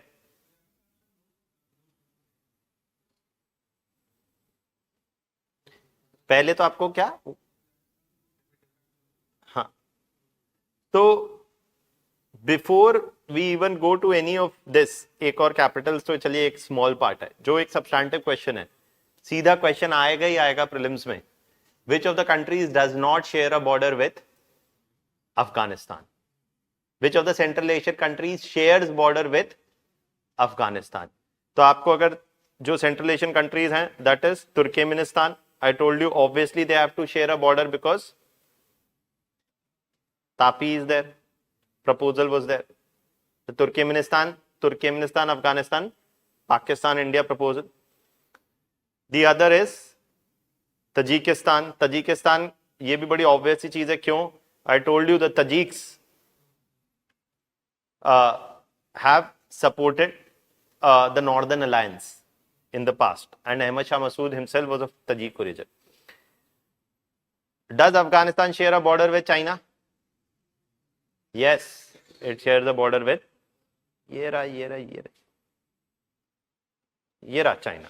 China's which province? Xinjiang. This narrow stretch of land is called what? The Wakhan corridor. मैं बता दे रहा हूं इसके बारे में भी थोड़ा सा. So this is called the Wakhan corridor, which connects whom? Afghanistan to China. अब आप अगर ये मैप को देखेंगे तो ये मैप थोड़ा सा गलत है. If you look from India's perspective, पहले बता दिया मैंने, इससे पहले कि आप मुझे बताएं.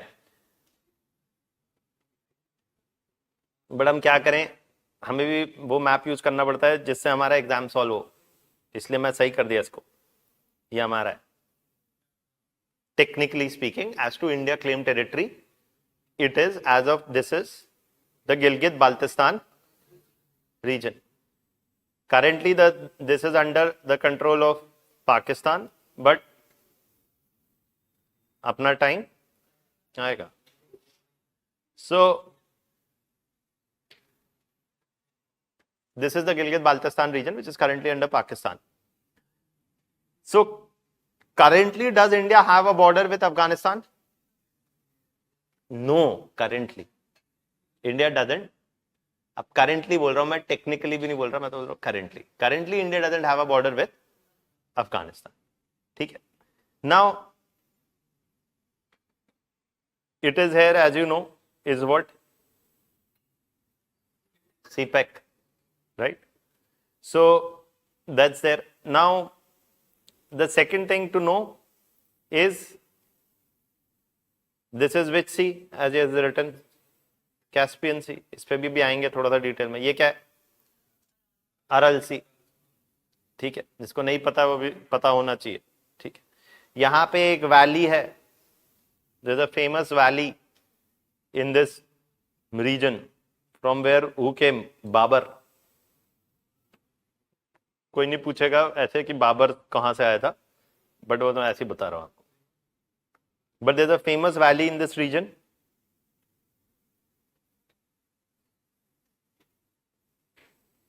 In this region, there's a famous valley in this region between Kyrgyzstan, Tajikistan and portion of Uzbekistan. इसे कहते हैं Fergana valley. Okay, it is surrounded by mountains from all sides, and the Fargana Valley is a valley almost at the borders of Tajik, Uzbek and Kyrgyzstan region. This Fargana Valley is also something that you should have some idea about.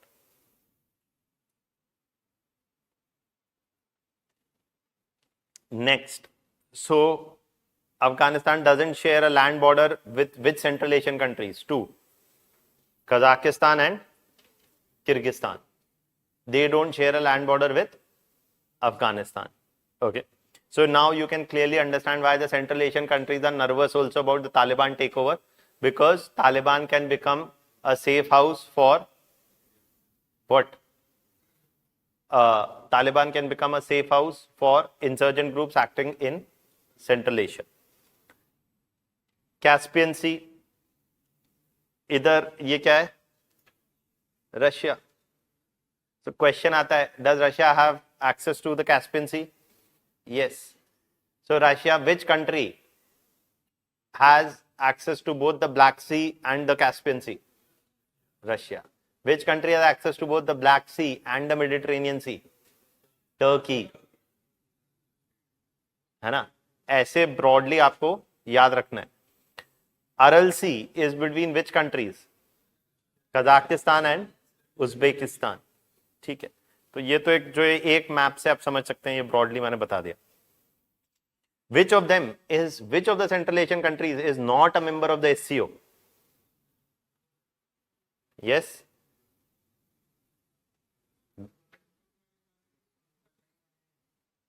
ये नहीं है.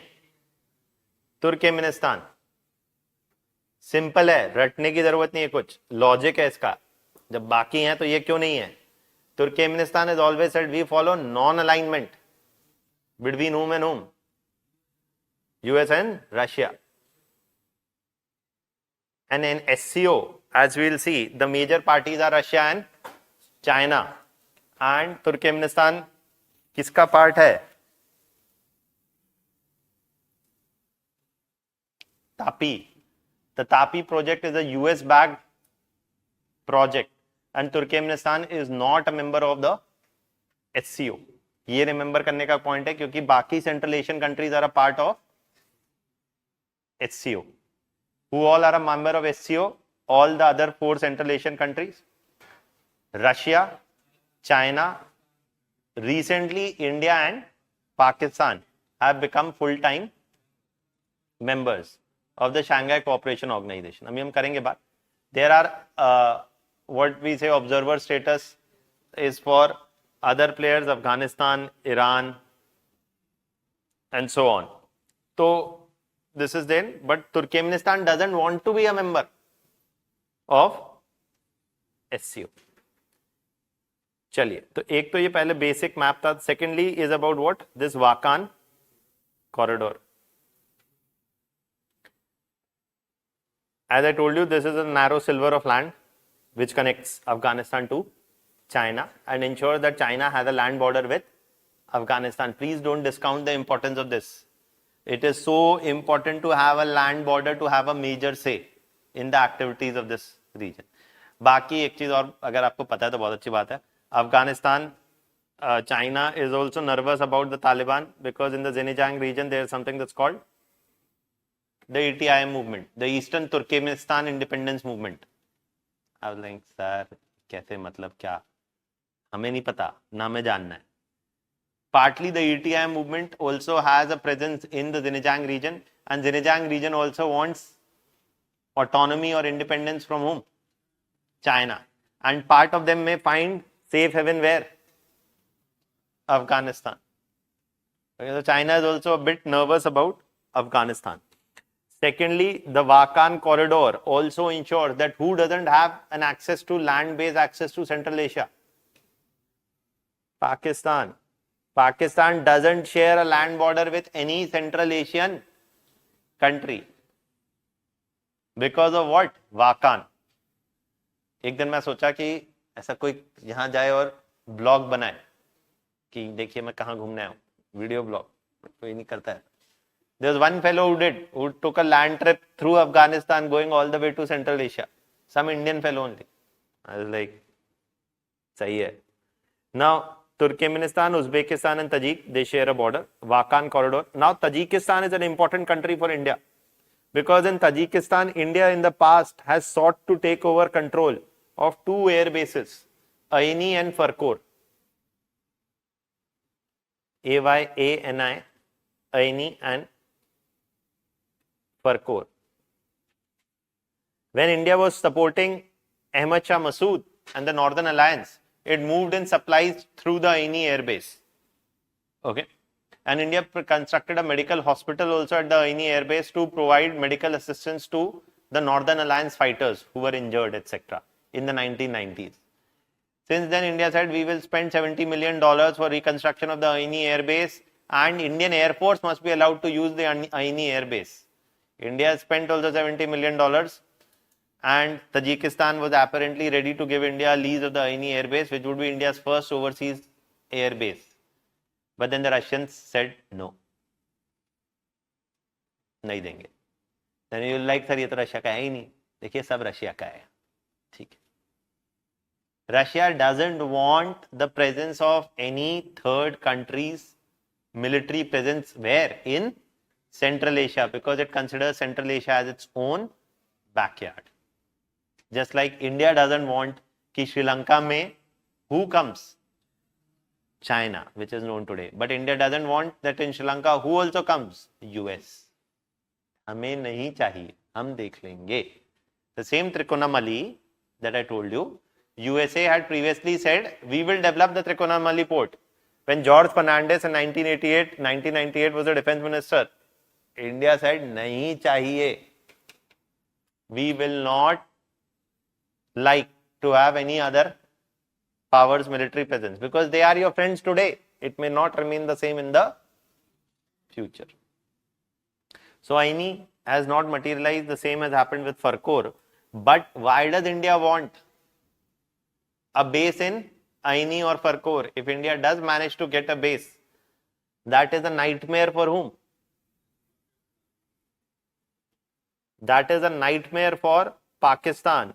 Because if Pakistan attacks here, we will attack from here. It is hardly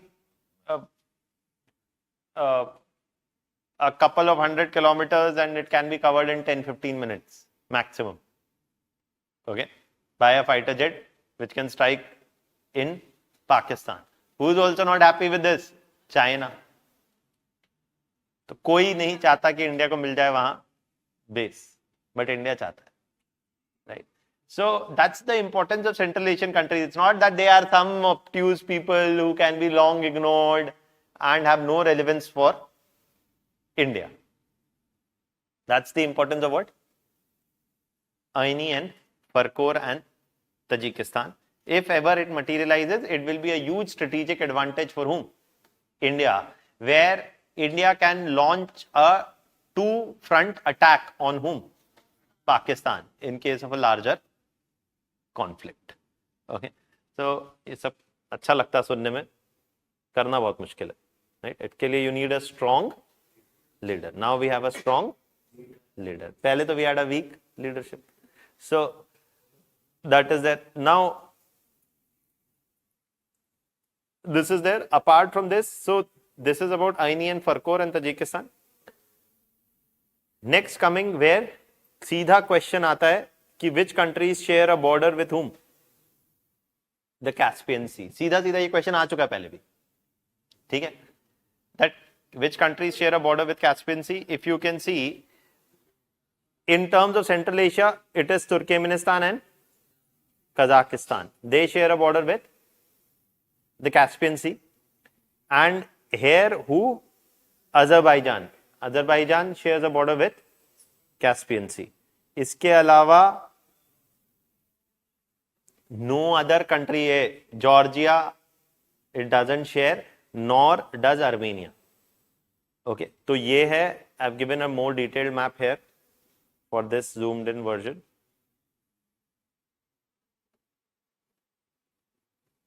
Caspian Sea, Turkmenistan and Kazakhstan and Russia and Azerbaijan and obviously whom? Iran. And this Caspian Sea is rich in what? Oil reserves. This is where who gets their oil reserves? Turkmenistan. And the Caspian Sea is also vital for what? A possible connectivity project called the International North-South Transport Corridor. It depends on whom? The Caspian Sea partly. And ये इसके बारे में अगर आपसे you will be asked a question, it will be asked in the prelims examination.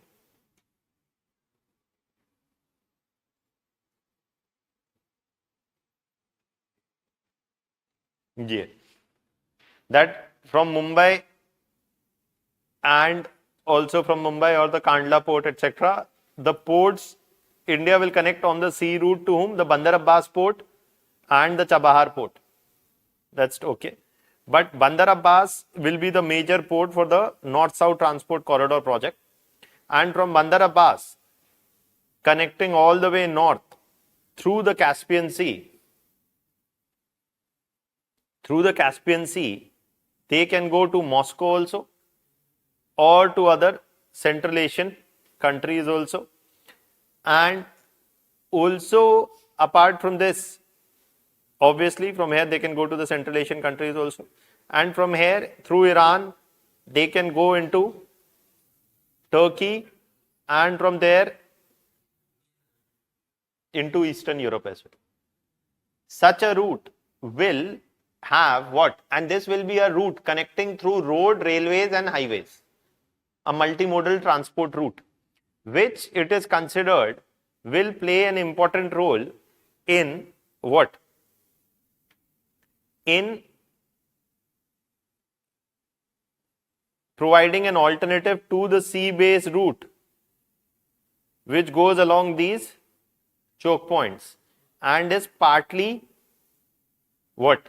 It is considered, पहली बात, वैसे आप एक चीज बोलिए, which is a cheaper route for doing trade?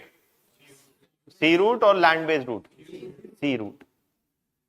However, in this case, it has been argued that if this is route A, the existing route, these new routes which are being proposed as a part of the North-South Transport Corridor will be 1/3 cheaper and will take 1/2 the time than the existing sea-based routes. However, this is of a doubtful 1/3 cheaper and 1/2 or half, it will take half the time.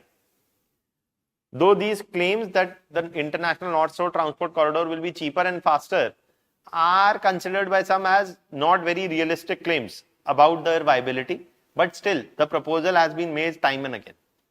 What is the relevance is not that just it offers an alternative trade route. What? To where? Eastern Europe or Europe. more important for India is the North-South Transport Corridor because of the fact that it provides deeper economic linkages with whom? Central Asian countries. And with whom? Iran.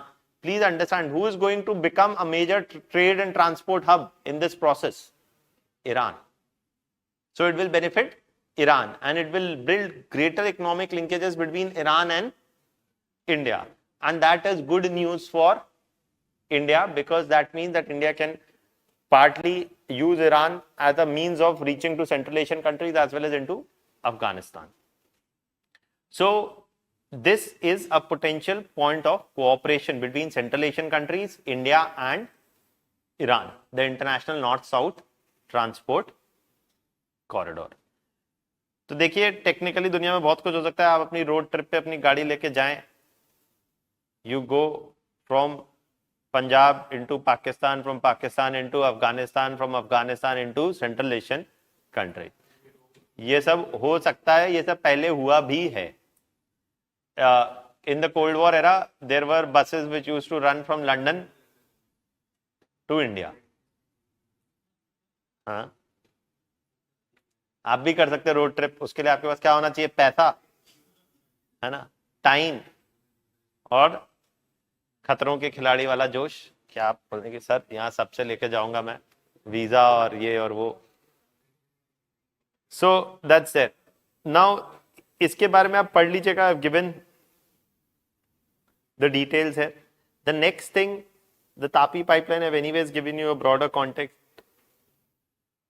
Next that I wanted to kind of draw your attention to briefly is where the Aral Sea.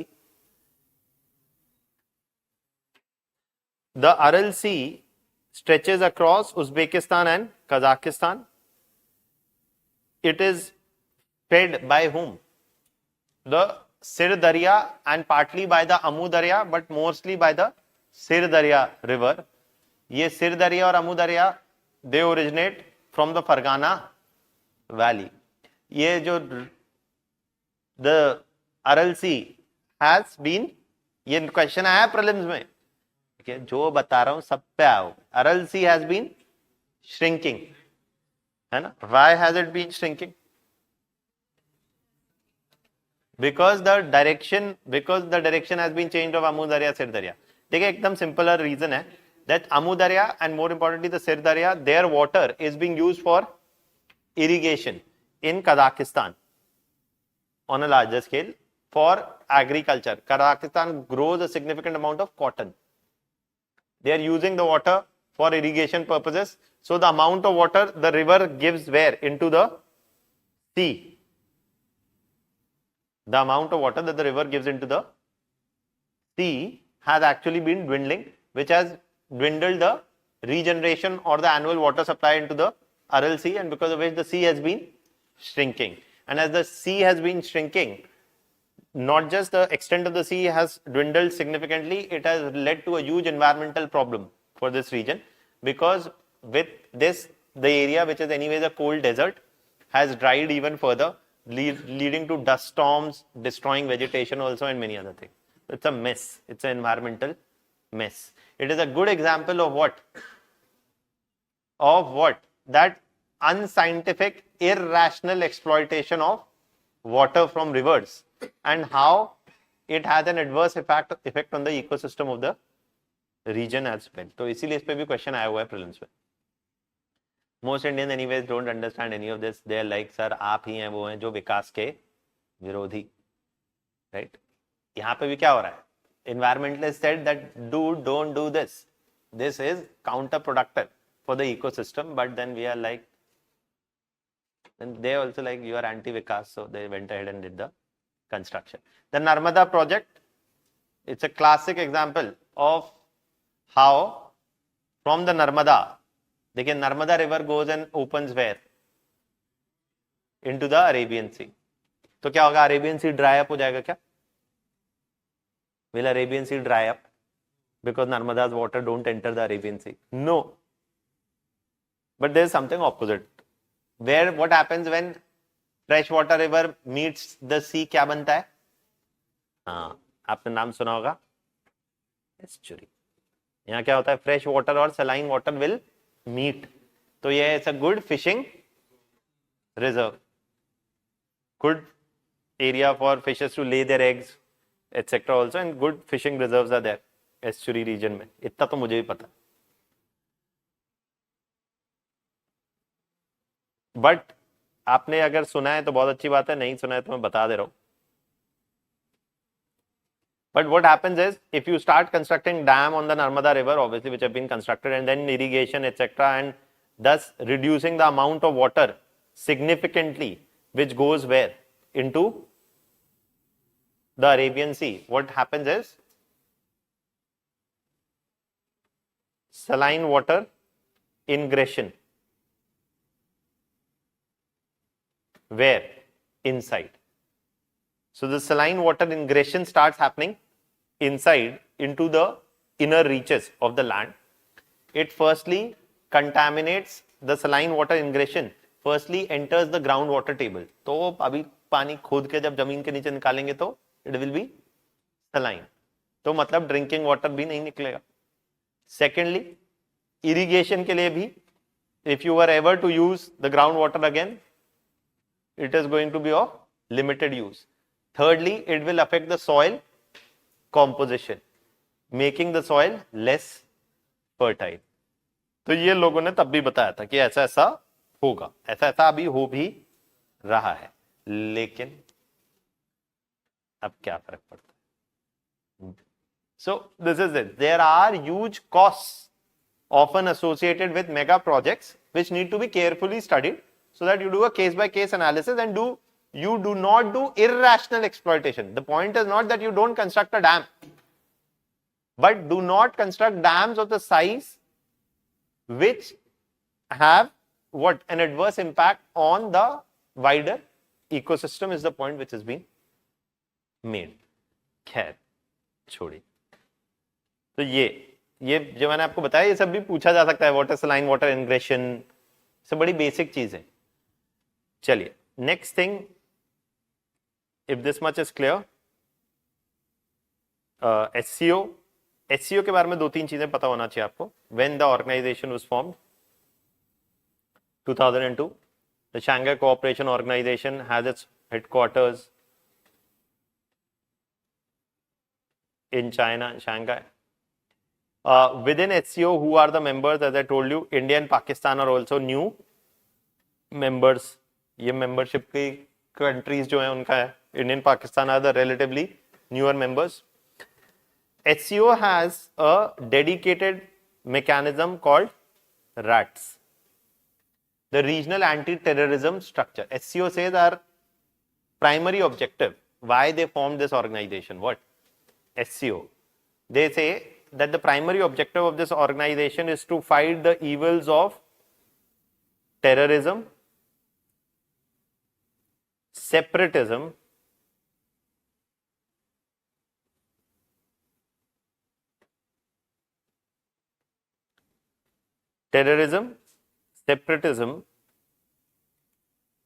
and extremism.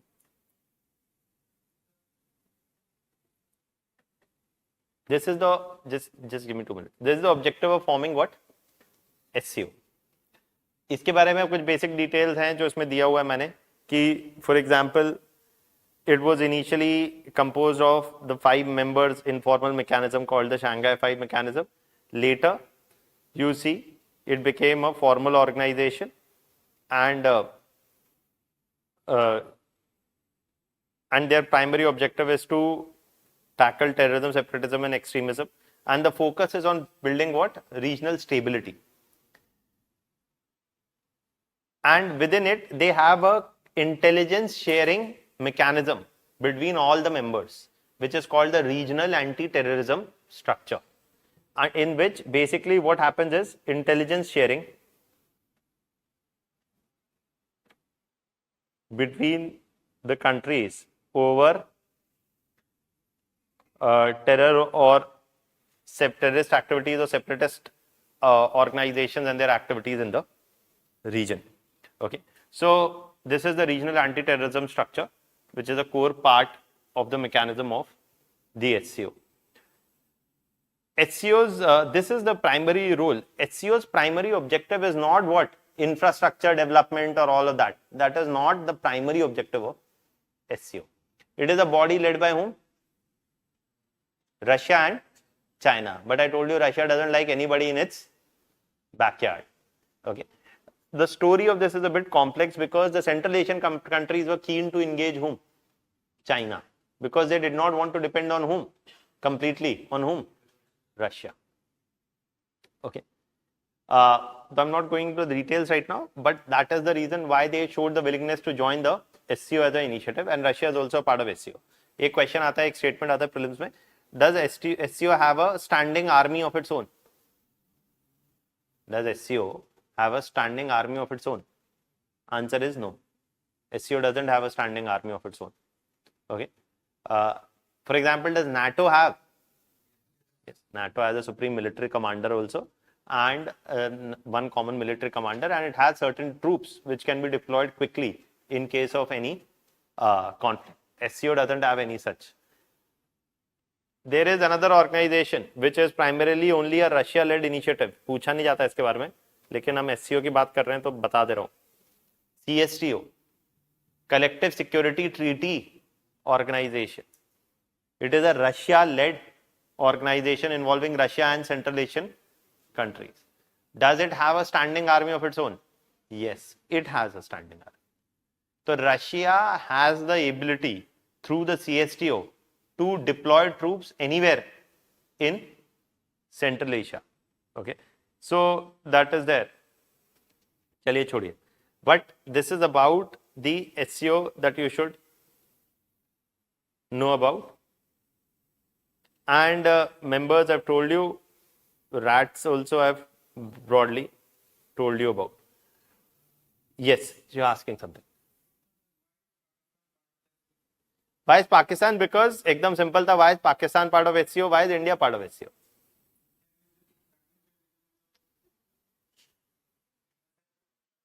Pakistan's formal position is this. What he is asking is a very valid and a good question. Ki, sir, you think their objective is to fight terrorism? Then why is Pakistan part of this? Pakistan, firstly, why Pakistan became a part of this is because India became a part of it. Pehli baat. Please understand. Russia supported the entry of India into SCO, okay, in 2017. Because India expressed the willingness for a long time, Russia supported the entry of India into SCO. China said, if India is being allowed, then Pakistan must also be allowed. Then somebody raised this point also, Pakistan sponsors terrorism. Pakistan said, we sponsor terrorism. We are the worst sufferers of terrorism. Pakistan gave data of how in suicide attacks, more people have died in Pakistan than in any other country, which is not wrong. It is actually true. As I told you, that the relationship between the Taliban and the Pakistani government is not a government where Pakistan only dictates and Taliban only accepts. In the past, Taliban has launched counter-offensives against Pakistan, targeting Pakistani military and civilians both in large attacks on large scale. Okay, so that has happened. Most Indians aren't aware of it, but that's actually true. And there have been large scale suicide attacks carried out by Taliban on schools in Pakistan, to religious places of Shia worship, to elsewhere. So Pakistan's argument is we need support to fight terrorism. So that's also their argument, but primarily because of India's entry, the counterpoint was China said Pakistan also must be granted entry. Where? Into SCO. So this is the logic for Pakistan's entry into the SCO as well.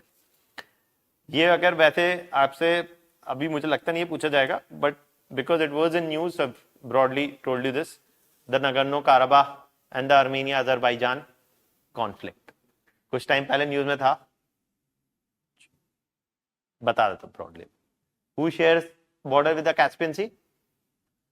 Azerbaijan, right? Azerbaijan also shares the border with whom?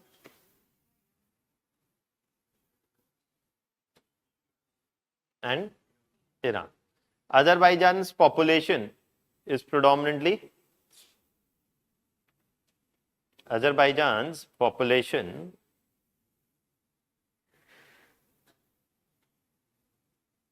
is something that if you, in fact, actually, if you start going into the details, Azerbaijan's population is predominantly a Muslim population, whereas Armenia's population is predominantly a Christian population. They had a territorial conflict brewing amongst themselves, and the core of this was partly the Nagorno-Karabakh region. This Nagorno-Karabakh region is a part of Azerbaijan, but the majority of population here is of Armenian origin. And a plebiscite was done here where the Nagorno-Karabakh population largely voted in favor of unity with Armenia, but it did not happen. And since then, the ethnic Azerbaijani population has controlled the Nagorno-Karabakh region, but it is under technically a part of whose territory? Azerbaijan. इसके ऊपर हुई लड़ाई, ठीक है? And between the two, so you should know, ये भी Azerbaijan है. इनका देखिए, इनका विवाह जो है बड़ा बुरा टूटा. It's a mess. It's a mess of a division. Azerbaijan is on the west also and the east of Armenia. Okay, so it's a complex kind of a division. It's very difficult to divide on what basis? Ethnicity. Why is it always very difficult to divide on the basis of ethnicity? Because of the fact that often ethnic groups are distributed over territories, and also because of the economic factors and absence of contiguity. तो ये देखिए, ये भी Azerbaijan है, and this is also Azerbaijan. This to is, and this is also Azerbaijan. And then there is Armenia.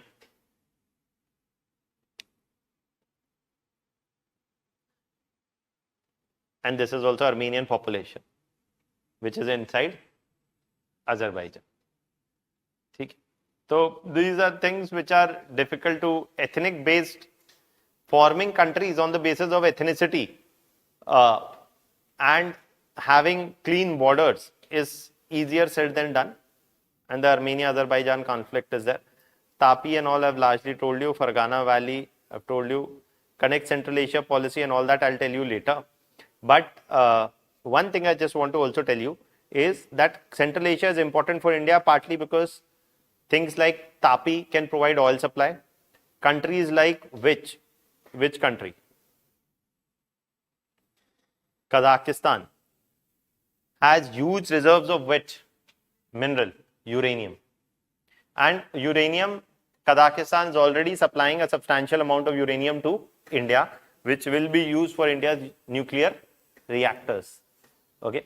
And apart from Kazakhstan, even Uzbekistan has significant uranium reserves, which will be used for having fuel supply to India for meeting the needs of India's nuclear reactors, which are largely for a civilian purpose. So that's why also Central Asia has a certain degree of importance. So ये broad चीजें आपको पता होनी चाहिए about Central Asia. So I hope this much is clear. Next thing that I want to talk to you about is what? तो देखिए अभी तक हमने क्या क्या कर लिया. More or less South Asia का अच्छा खासा coverage we have done. Now एक फोकस है वेस्ट एशिया, एक फोकस है ईस्ट एशिया. ईस्ट एशिया का given you a broad angle. As far as China is concern that madam will cover. What I will do deal with you is the look east policy. ठीक है, look east policy मैं पढ़ाऊंगा, लेकिन China वाला जो aspect है वो primarily ma'am will teach. When I talk about look east policy, I'll try to cover Japan within it, look east policy within it, and some discussion on RCEP. अभी आप शायद कल 2-3 दिन पहले बोला जापानीज ने आ जाओ यार वापस RCEP. So what is RCEP का brief discussion. And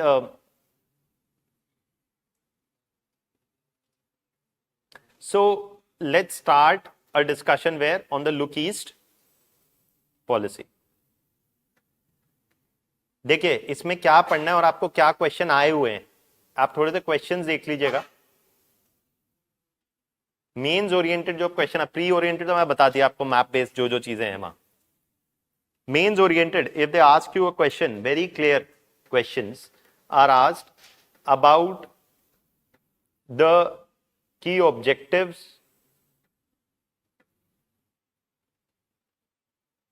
and the issues and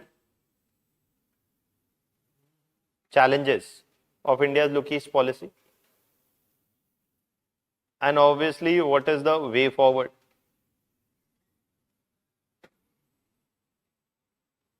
इसमें एक तो ये है, इसमें if this is one major thing, the other theme is what? Quad, AUKUS,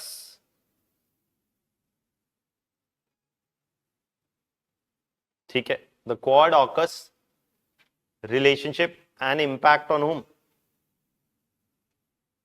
India. Question आया था अभी मेंस में, क्वाड पे भी आ चुका है, ऑकस पे भी आ चुका है. Successive years questions have been asked on Quad and AUKUS and its implications for India in one way or the other.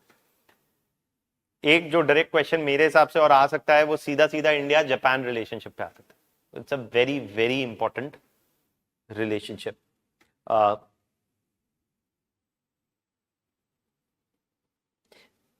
देखिए अभी नेक्स्ट इलेक्शन के पहले India will inaugurate most likely what, at least some stretch of bullet train.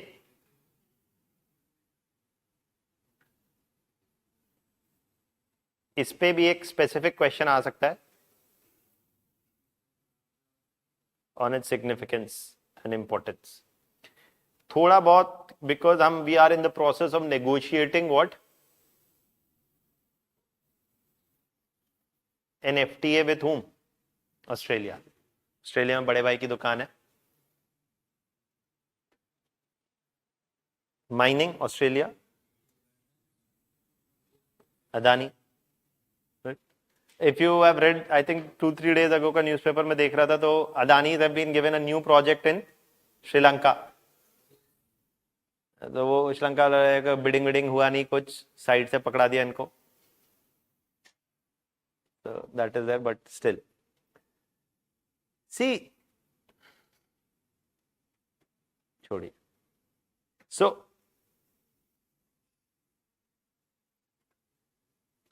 first thing is, let's talk about the look east policy. ये I'll give you a handout for Quad and AUKUS and possibly even for India Japan, but Quad and AUKUS and India Japan I'll give you a handout for that. तो पहली बात, look east policy इसलिए important है because it is considered one of the relatively more successful policies of India. India की look east है, look west है, central Asia है, उन सब में सबसे ज्यादा successful is look east. Okay, so देखिए जब हम लुक ईस्ट पॉलिसी की बात करते हैं तो why do we need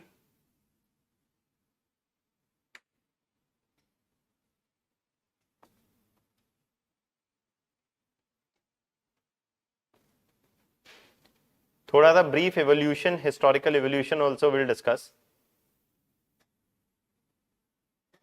but objectives of India's look east policy have not remained the same always. It started primarily with economic objectives in mind, but over time we have moved beyond economics to having security and strategic objectives also becoming a defining features of Indian look east policy. ऐसे क्या लिखना होता है? Introduction. जो मैंने बोला ना, ऐसे लिखना होता है इंट्रोडक्शन. तो in 3 lines you are telling to the examiner कि देखो हमें पता है कि objectives of India look east policy have over undergone a certain amount of change. पहले इकोनॉमिक थे purely, then over time it is also becoming of a strategic and defense level objectives also. So let me explain these objectives first and then we'll discuss other things.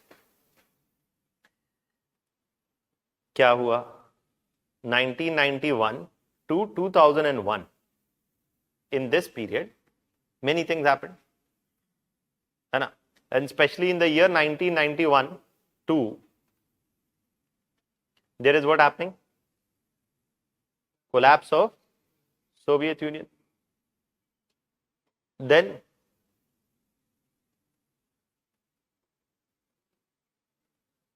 the balance of payment crisis in India.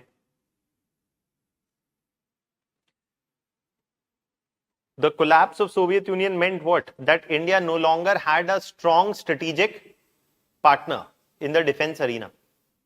And the world was now becoming unipolar, right?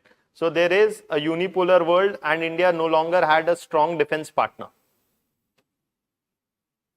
It no longer had a strong defense partner. More than India's 80% of defense imports happened through which country? Russia. They no longer had a no strong defense partner. And balance of payment crisis meant what? That India could no longer afford to have what? An inward looking economy. Why? Because India was facing a balance of payment crisis, did not have enough money to pay for its oil import bill, etc. At times, students forget that India's BOP crisis was also precipitated by what? A major international event. Which war? The Gulf War between Iraq and Kuwait, which happened in 1991. Ye lade and oil prices went up. Anyways, our BOP reserves, our foreign exchange reserves were less. The oil prices shot up because of what? Because of the Iraq-Kuwait war. Mr. Saddam Hussein said, "Arey Kuwait, tum aa jao." But US intervened, war happened, oil prices went up. India had to even withdraw what? Indian civilians, rescue Indian civilians also. Oil prices went up, BOP crisis happened.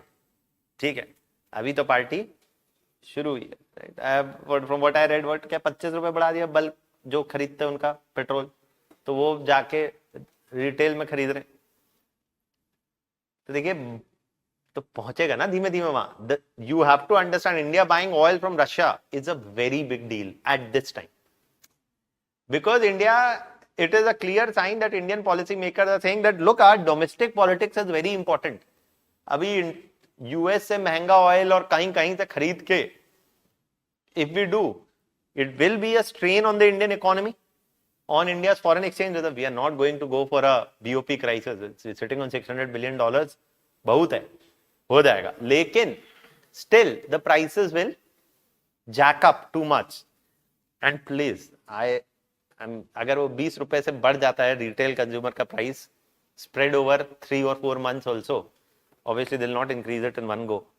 It's a big strain on the economy and on the common people. So, and that means it is a big strain on the government's popularity.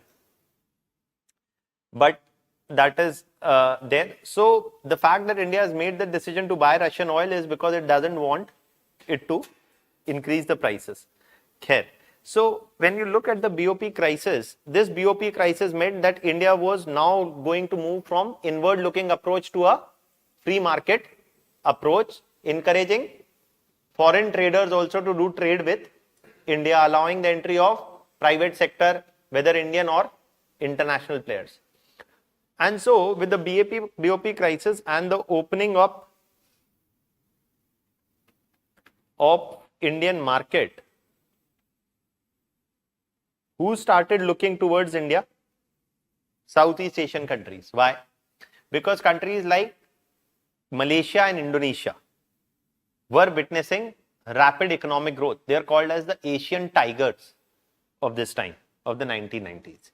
And their industries wanted to export goods. And Who provides the large market? India. So they look towards India as a favorable export destination for their manufactured goods. And India was also willing to diversify its relations with other countries because it anyways had to open up its market, and primarily that comfort that India drew from a strong relation with Russia was no longer there. Both of these factors saw that India now started engaging whom? Southeast Asian countries, and the first set of countries it looked towards for establishing trade relationship after the BOP crisis was whom? The Southeast Asian countries. FICCI invited the Singapore Prime Minister in 1995-96. India started talking to the ASEAN. We moved towards becoming what? We moved towards engaging the Southeast Asian countries, opening up trade to them, and reducing tariff barriers.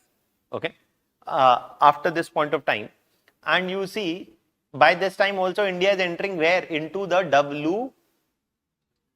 India is one of the founding members of WTO. अभी हो सकता है आपने WTO पूरा नहीं पढ़ा हो, तो पढ़ा है तो बहुत अच्छी बात है, अभी नहीं भी पढ़ा है तो you'll read that about it in the future. So WTO also comes into existence at this time, a rule-based international trade order. India lowers the tariffs, and India Southeast Asia trade starts to slowly increase. What is the objective? As of now, primarily to increase the economic engagement between India and Southeast Asia. ये कब चल रहा है? In this decade. Almost from negligible amounts, you see that by 2001, it is something around $5 billion US per year,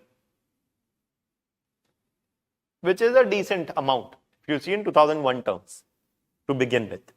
From almost nothing in 1991, slowly we are moving towards a deeper or the beginning of economic engagement with whom? Southeast Asia. 2001 happens. After this, in 2002 onwards, India said that as a part of Look East policy, slowly India started saying that as a part of the Look East policy, we need to look beyond, we need to firstly deepen economic cooperation. One thing was said was that we need to deepen economic cooperation. And the second thing was said was there is a need to add a strategic what? Dimension to the relationship. Add a strategic dimension to the relationship. They said, हमें क्या चाहिए? Look East 2.0. ये क्या थी? 1.0. Look East 1.0 needs to graduate into 2.0. We need to deepen economic cooperation and we need to add a strategic dimension to the relationship. To deepen economic cooperation, what did they say? That we need to firstly do what? Connectivity projects. तो यहाँ पे आपके वो Myanmar projects come into picture. The trilateral highway project connecting India, Myanmar and Thailand. Okay. Or eventually later came the idea of the Kaladan multimodal transport projects. So that will deepen what? Partly economic cooperation through infrastructure links and what? And what?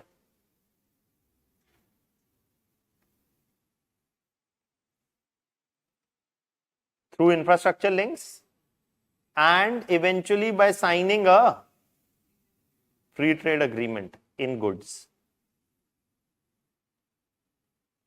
So by 2011, by 2011, a free trade agreement in goods was finalized with whom? ASEAN. ASEAN became the first regional grouping with whom India signed a free trade agreement. There are not many groupings in the world with whom India signed a regional groupings with whom India signed a FTA. India signed FTA with many countries, but as a grouping, India has not signed a FTA with whom? European Union. India has not signed an FTA with many other regional groupings except for ASEAN. So an FTA in goods was signed here. Or strategic dimensions were also added. How?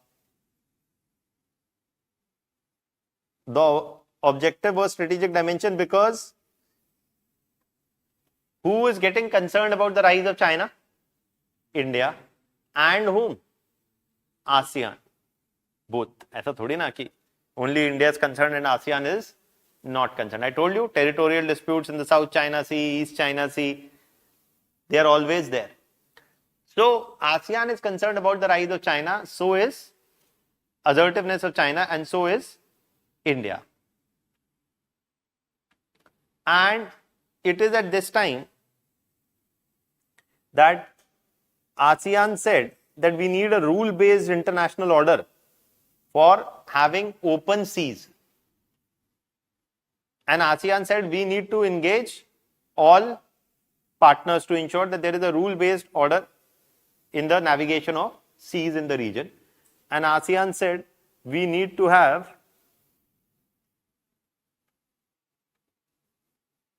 a summit with all like-minded or with all the major players in the region. And this was called as what? ASEAN-led summit of, also called as which summit? The East Asia Summit. It had predominantly the heads of states of ASEAN plus 6.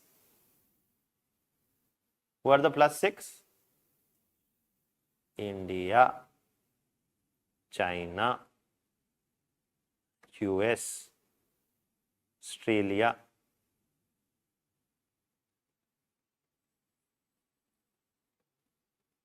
and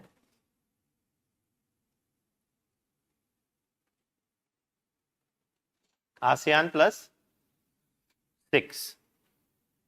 And this led to the East Asia Summit, where the prime ministers or the heads of states of all these countries would come and meet once in a year for having this summit. After 2007-8, the ASEAN, the East Asia Summits were announced. East Asia Summits were announced. Okay. देखिए, please understand, ये heads of states coming of so many countries together on one common forum happens only when that forum is considered a very important forum. Happens only when the forum is considered a very important forum. उसके बिना नहीं होता है ये. क्या? कि heads of states are coming. Now the East Asia Summit में who is invited? Is India in East Asia. But India is there in the East Asia Summit. It is ASEAN countries telling India that look, we look towards you as playing a strategic role in dealing with China. ठीक है. Also, after this, ASEAN started what was called as the ASEAN India 2+2 engagement and the ASEAN Defense Ministers Plus initiative.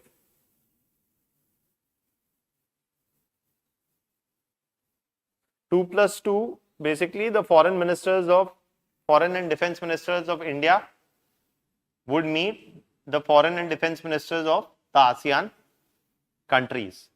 Meaning ASEAN will consider India so important to talk to India on a one-to-one basis also. This all means that ASEAN countries are partly looking towards India to take up a leadership role in the Indo-Pacific region in dealing with whom? China. Okay. Or ASEAN sees a certain degree of strategic convergence between India and ASEAN in dealing with China.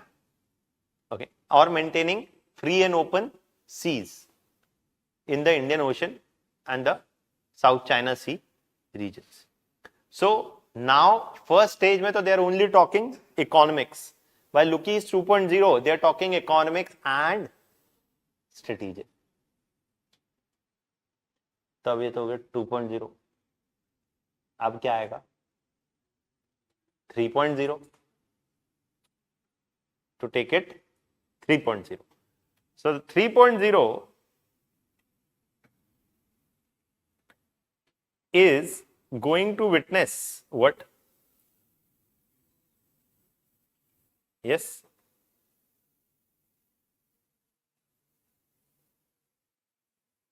The 3.0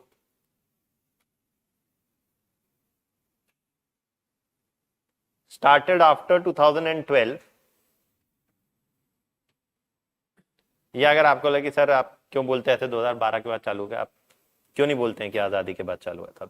जो मन करे वहां बोल. Okay, so 2012 or 2014, wherein Lookie's 3.0, two things were emphasized. One was deepening the relationship with Far East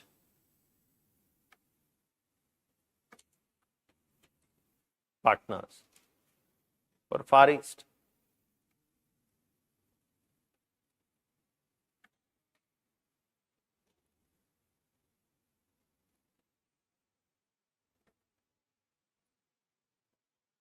Because are they members of ASEAN? No. Lookie started off as what? ASEAN. Right? So Lookie started off as ASEAN, but with focus on ASEAN. But now we need to go beyond ASEAN to strengthen relations with South Korea, Japan and Australia also. And in Lookie's 3.0, they also emphasized one point, as we'll see later, that don't just look east, act east. ये slogan आया 2014 के बाद, where it was argued that India has been looking east for a while, and as we'll see, it has registered significant success in terms of deepening the economic engagement, so much so that we were looking by 2012 almost at $70 billion of bilateral trade. With whom?